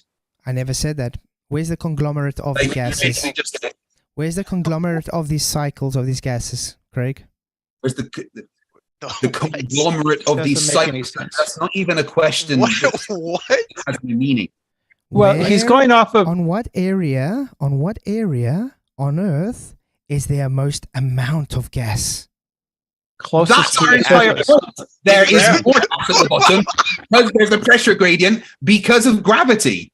No, exactly. You guys have see not that yet... blue area? That's most of the gas. That's okay. That's more than 99% of all of the gas. This is getting retarded. You guys are. I have to repeat myself over and over. You guys made a claim. Let's make this very simple, Flatzoid. Let's make this. You made a claim. I muted him. I'm going to do my closing statement and then I'm leaving because you guys are rude. You made a claim, and I'm going to keep you. And I'm going to keep you to it. Full bell. Would you please do me a favor and actually go and do your demonstration that you said you can do? Take sulfur hexafluoride, stick in the fish tank, and please make sure you make it as cold as you want, and see if it's not going to be able to disperse. How's that? Will you do this demonstration? It doesn't. It takes time for it to disperse. Will you do this demonstration for us, please, Phil? No, I won't be doing that. Yeah, because you can't, because it demolishes your claim. No, because it's a waste of resources. Because I would be wasting a lot of money for nothing. No, but it's because there's no demonstration that you can do. Flatzoid, even if we did this demonstration, you wouldn't accept it, and you know it. But Flatzoid, why doesn't the sulfur? You would not accept it if we did that. So I will accept it if you can show it, but it's impossible. No, you won't. You will not. A few $1,000s for nothing. Appealing to the future guys. They can just tell me what I will agree or not. That's not a fallacy. It's not a Flatzoid. I said appealing to the future. I didn't say it's a fallacy. I said you're appealing to the future. And appealing to the future is a fallacy, by the way. No, it's not. It's not a fallacy. Predictions are what theories predicting. I am predicting that you will not accept the results of the experiment, and therefore it's not reasonable for us to do it. Thank you, Face Reality, for your $2 super chat. It says Glowpix in space show blue, white, non-repeatable. Exactly, it's non-repeatable. So, but Craig, I'm sorry to say, but I cannot work with these nonsense idiots who make claims that cannot back it up. I have to go. Yes, unfortunately, I can. Yeah, I can make claims, but I have to go. I can back it up. Okay. So where's your demonstration, Brenda? Where's your Brenda? Well, people are talking. So what is your claim about pressure? I think it's been very clear that you require containment to have gas pressure to exist. So therefore, your claim that gravity. So therefore, your claim that gravity can hold gas down indefinitely has to be demonstrated, but you cannot do so. That blue area you're looking at. I said demonstration. Just can't. That's a demonstration. Yeah. So I said I'd like to have one-on-one at some time. Not with a liar, thanks. Professor, I'm not a liar. I'm not a liar. Don't cast those things around. Then go watch my streams where you're caught lying live with everybody. I didn't. Didn't. So hey, Flatzoid, could you tell us about the 11 frames, please? Oh yeah, simple. You see that when I showed all the frames in the videos, and then you mean when you removed 11 frames? And then I showed the impact point. That is lying. You don't get to call people. When we showed the impact point, and then you went. You do not get to call. And then you went and you do not get to call people a liar. Right. I thought this had gone quite well until it's kind of broken down at the last minute. No, can I quickly talk? I was just trying to get the clouds not rushing into the black area. Can I quickly talk while I was rudely interrupted by Draco? The 11 frames is very simple, guys. All the frames are there. And they aren't. Can you shut the fuck up, you moron? They are not there. I'm going to put it out to I'm talking. All the frames are there, okay? That's a lie. They aren't there. Bye. And there we go. Another person lying. Okay, all the frames are there. Every single one of them. Then you go where I show you the inferior mirage taken out. The fact that you guys tell me, oh, you removed our physical Earth curve is you conceding it's not physical. Taking an inferior mirage being aka optical is you conceding your physical curve never existed. It's optical. And that's the whole argument. Thank you very much. did take out those 11 frames in the video you showed, it's though, right? 4, and I showed 4, by the way. I counted them, but No, if you take different frames per second, then you change how much frames it is. They couldn't even decide how much frames it was in the first instance. They started with 25, then they moved to 17, then they moved to 11, back to 17, back to 11 again. So it's all got to do with the frames per second, mate. okay, yeah, but I mean, but in the video you showed, you did remove some frames. Right? That's It's called editing. If you remove an inferior mirage, I understand it's called editing, but that's the point that you did in the video you showed. I mean, people aren't arguing about why you did it. No, they're just. I got all the frames. You did remove. Craig, I got all the frames in the video. Do I not? In the video you showed, yes, there's frames missing. Do I show all the frames in the video first or not, Craig? Because if you're going to lie now, this is over. Believe me. Honestly, I can't remember. Is my answer. I did. So everybody that tells me I'm lying are actually just I would have to check that again. I would have to check the actual video. But we can show it live now if you want to. We could do that another time. I mean, I'm not going to call you a liar here, right? You know, the only thing that I want cleared up is that you did in that video that you showed, you did remove some frames. That's how you remove an inferior mirage, correct? You have to remove frames to do that, correct? No. Oh, okay. Tell me, how do I remove? How do I remove? Listen. We're just with the inferior mirage. Is that correct? Listen. How do you remove an inferior mirage without moving the frames? Yeah, that's what I'm saying. So what you're claiming is the frames that you removed were the ones that you were saying were an inferior mirage. So you wanted to show what it looked like if the inferior mirage wasn't there. Yep, and after I showed all the frames. If I wanted to be dishonest, I wouldn't have shown anything. I would have just showed it like that without any frames in them, would I not? Okay. Would you do me a favor and link me the video just so I can in my own time just watch it, so that, you know, I'm not going to sit here and call someone a liar unless I've got all the facts and everything. All right. So do me a favor when you get a chance, just link me the video so I can watch it, just so I know what's going on. All right. I've not really been involved in this 11 frames argument. I never have been. Yeah. All right. Because I counted the frames when I was on a stream with Reds once, but you know, I've never been involved in the actual argument. So do me a favor, link me the video they're talking about. Let me watch it myself and make my own decision. All right. Shot. I'll send it to you. So Keith, the black area that's up there that you can see there, same system. We call that space. Same system. We call it space. You can call it whatever you like. Fine, but we call it space. Yes, it's called space. Full. So since you claim it's space, please demonstrate gas pressure being held down indefinitely by gravity, please. Well, there you go. See that blue area there? That's not a demonstration. That's the atmosphere. That's the atmosphere above the Earth. See that black area? We call that space. Okay, Phil. What does a demonstration mean? Exactly what you're looking at. See that blue area? What's the definition of demonstration, Phil?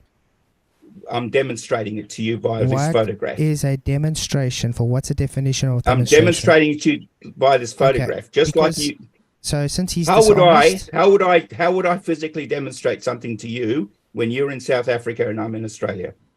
What would we use to show each other what we're doing? Okay, demonstration, an act of showing something that exists to be true by giving proof or evidence. This demonstration of the need to corporate in language that is convincing. The practical exhibition, explanation, and of how something works is performed. So how would you show me a demonstration from? I'm here in Australia. You're in South Africa. How would you show me a demonstration? Easy. We live now.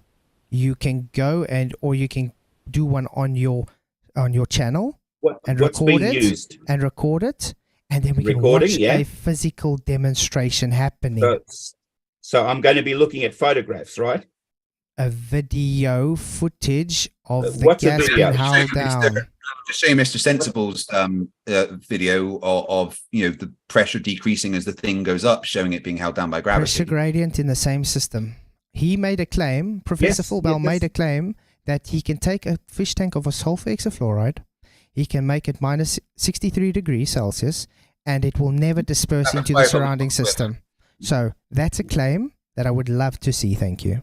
Okay, now You want a demonstration? You see here. See that blue area there? Again, that's not a demonstration, Phil. Stop being dishonest. Stop being dishonest. And stop calling people dishonest. I will, because he made a claim and he's literally ignoring what it was. See that blue area here? Right, if we can clear up what demonstration. That's our atmosphere, most of it. See that black area? We call that space. Just because you call it space is not fake. Just because you call it space doesn't mean it is space. It doesn't mean it is a vacuum. It doesn't mean it's a separate system. Again, I can demonstrate in reality, every time we have to use gas pressure, it requires containment. Hence, even a barometer, he has a surface wall, so you can measure this pressure. Now, I can measure pressure gradients in a container. You guys are unable to even bring anything other than making claims and saying, oh, I point to the sky, therefore demonstration. No, mate. I'm showing that is a dishonest belief. I'm showing it to you. That is a demonstration. That blue area? No, that's not. That's most of our atmosphere. That's not a demonstration. I want to ask a question that I've been asking for a long time and no one has ever given me an answer. Keith, Flatzoid, how many walls does a container have to have? One. One? Yeah. A plate is an open container. So would the surface of the globe Earth not be a container? It would be an open container. Uh-huh. But where's the gas? So an open system then, where would the gas go to, Craig? To the surrounding system? So how many walls does a container that contains gas have to have? Usually 4. It has to be enclosed. It's called a closed, always 4? It's called a closed system for a reason. No, so you can't remove out the boundary. 4 walls. It has to be closed. So, in other words, contained. And can the container be something other than a physical wall? Can it be a something that creates a force, for instance? Like ionized gas in an arc reactor? No. Force equivalence.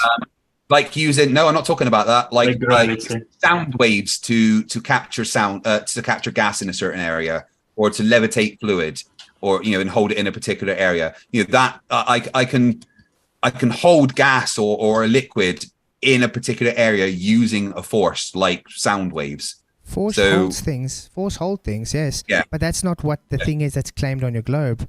Your globe is claimed gravity. You claim that gravity creates a force. Yeah. Gravity is acceleration. Great. And can you demonstrate this? And can you demonstrate this? Because every time demonstrate gravity, yes, we absolutely can. Oh, okay. Demonstrate gravity holding gas down indefinitely, please. That blue area. Again, I'm asking for a demonstration. This is going around. What you're doing is creating a straw man of gravity, aren't you? No, I'm not.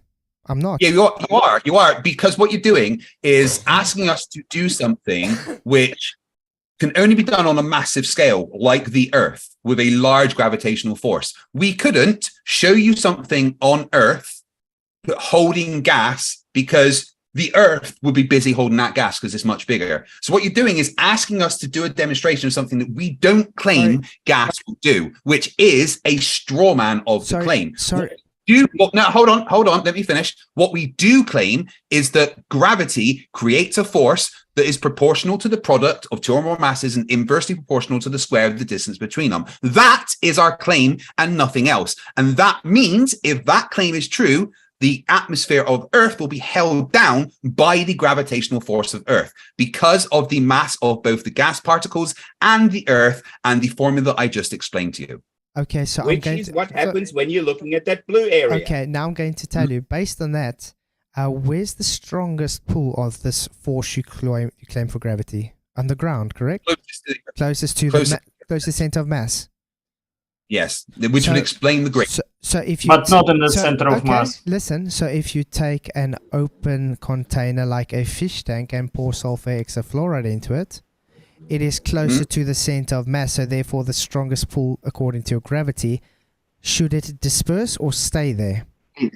Other forces can exist at the same time. Yeah. Yeah, more than one force can exist at the same time, but the overall, there will be a prevailing force of putting everything down. And then when you add in all the other forces that would be involved, say the air current in the room, hold on, let me finish. Like the air current in the room creating forces, the general temperature creating fluctuations in pressure creating forces. When you take all of the forces into account, the sulfur hexafluoride does what is predicted by gravity. No, so you just admitted that there's no way. No, you just not heard. You just not heard an explanation. You guys just conceded that gravity holding gas down. You guys just conceded gravity holding gas down is incapable of being demonstrated. Why? Scale. Congratulations, showing it's once again just a belief and not scientific. No, it's not a belief because we can show that gravity does what we say it does. What you're doing is creating a straw man. We can demonstrate that gravity does what we say it does. So then why is it not holding gas down? We can demonstrate as an absolute empirical fact that gravity creates a force proportional to the product of total masses and inversely proportional to the square distance between them. We can demonstrate that beyond any reasonable doubt that is a thing. I can show you hundreds and hundreds and hundreds of experiments demonstrating that is the thing. And the result of that thing that we can demonstrate is that the atmosphere has a gradient, like we say, because of gravity. There is no other reason that gradient would exist the way it does with a homogeneous atmosphere.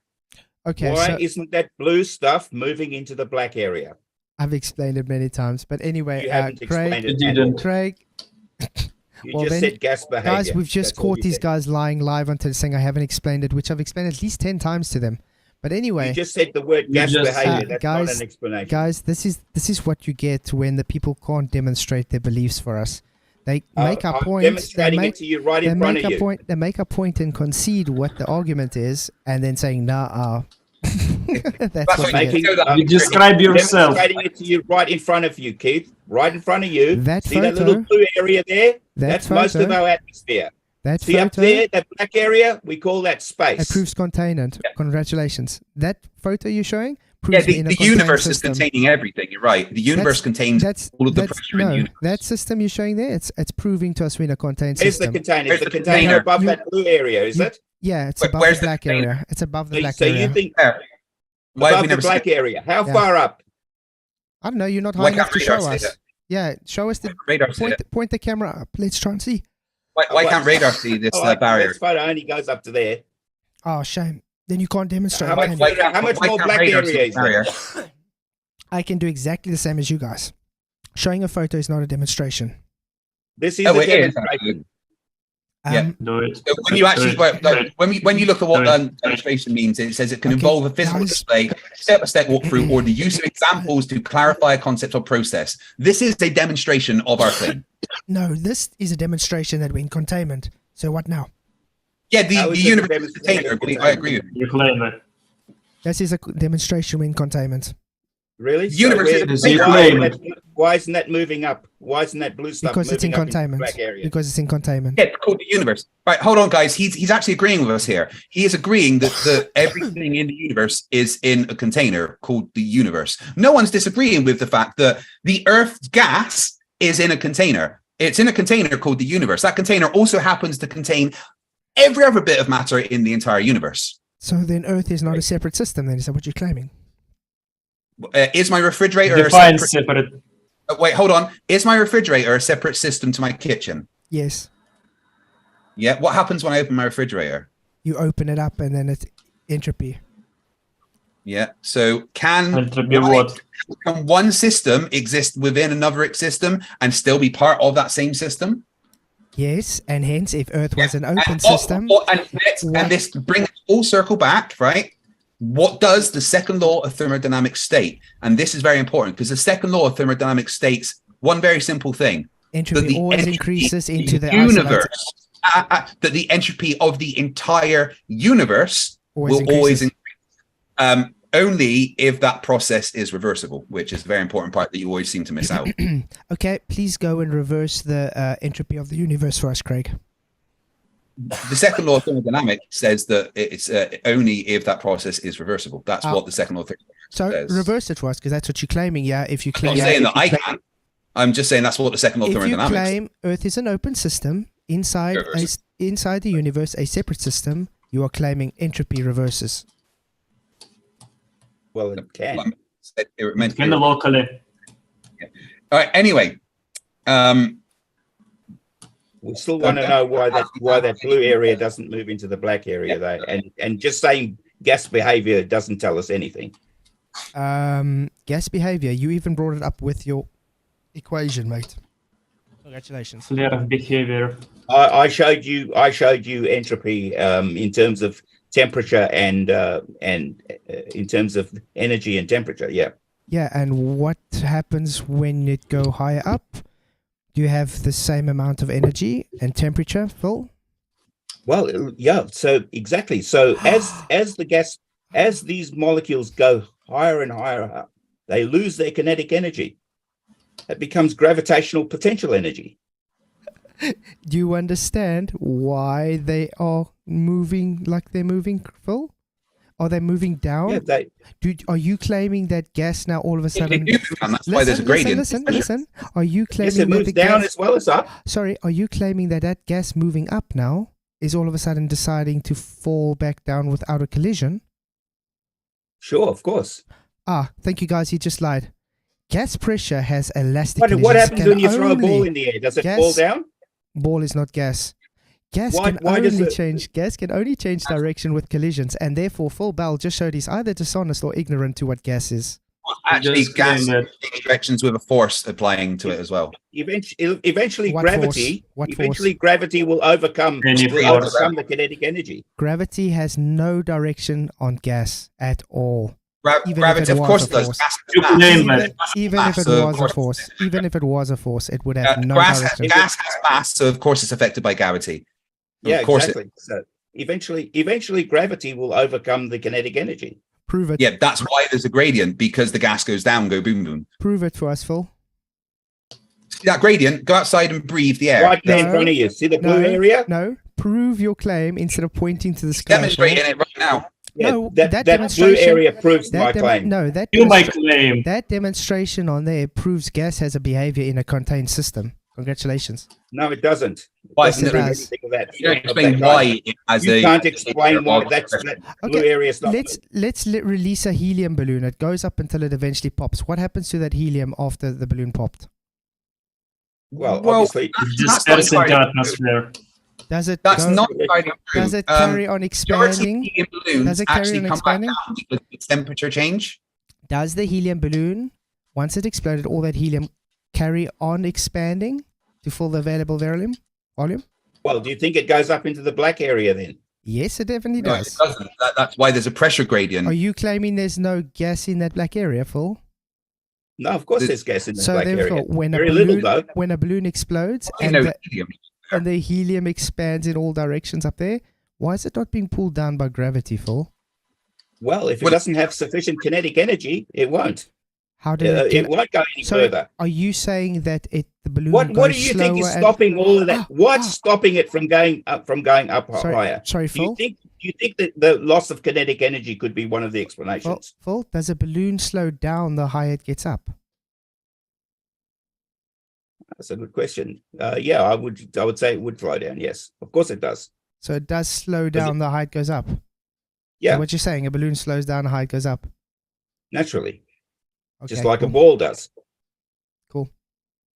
Yeah, there would be a higher buoyant force nearer the surface, right? So yeah, the acceleration would be slowed down as it got higher. Yeah, cool. Right. I got everything I needed, but I really have to go, mate. It's 10 to 12. My wife's also asking all right. Have a think about why that blue stuff I already doesn't know. move into the black stuff. I already know. And please do your demonstration as gas behavior. The words gas behavior doesn't do it. Yes, it does. Please do your demonstration. Send me that video of the 11 frames thing or whatever, so that I can look at it myself. All right. Shot. I'll do that. But yeah, Phil, please, I'll be awaiting your demonstration of sulfur hexafluoride staying indefinitely in a fish tank. I told you that's not going to happen. I'm not going to waste a few $1,000s trying to prove something that's obvious. Well, one of my supporters said he'll actually pay for it if he has to. So. Really? Okay. In that case, I would do it. It's going to cost £97,000. Highly doubt that, but Just okay. definitely check out to cash. I'll 100% do it if one of your supporters pays for it. Okay. Shot, but I have to go. Thank you very much. Okay. All right. Have a good evening. out. Nice talking to you. Flatzoid.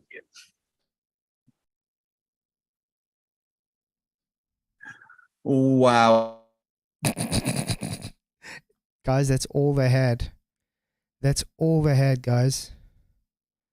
Yeah, I'm just gonna say good night then. But before we do that, Melstripper and Discord, you guys were listening, correct? Oh wow. I love how they keep saying that they demonstrate it by printing to the photo, and then when I say I do the same thing, then they say I'm wrong. That's not hypocrisy at all, eh? But yeah, sorry guys, my camera on my phone died. So that's why I'm quickly using this one. I just want to say thank you to you all for coming. Appreciate everything you guys are doing. Thank you for the super chats. Really appreciate it. Tony Whitcomb, thank you for your £10 super chat as well in the beginning. Sorry, I lost it. I wanted to read it out, but I lost it so much. Yeah, so what did we get from this whole debate? They don't understand what a grid system is. They don't understand what gas behavior is. They don't understand what a system is, or thermodynamics for that part, and also what a demonstration means. That's about it. Yeah, at the end of the day, I did kick those other two out because they kept on being rude and over talking me. But yeah, thanks all guys for coming. Really, really appreciate it. So I'll see you guys all on Wednesday night. You guys just have a great evening further. Cheers, guys. Really, really appreciate you guys being out. Oh, there we go. Cheers.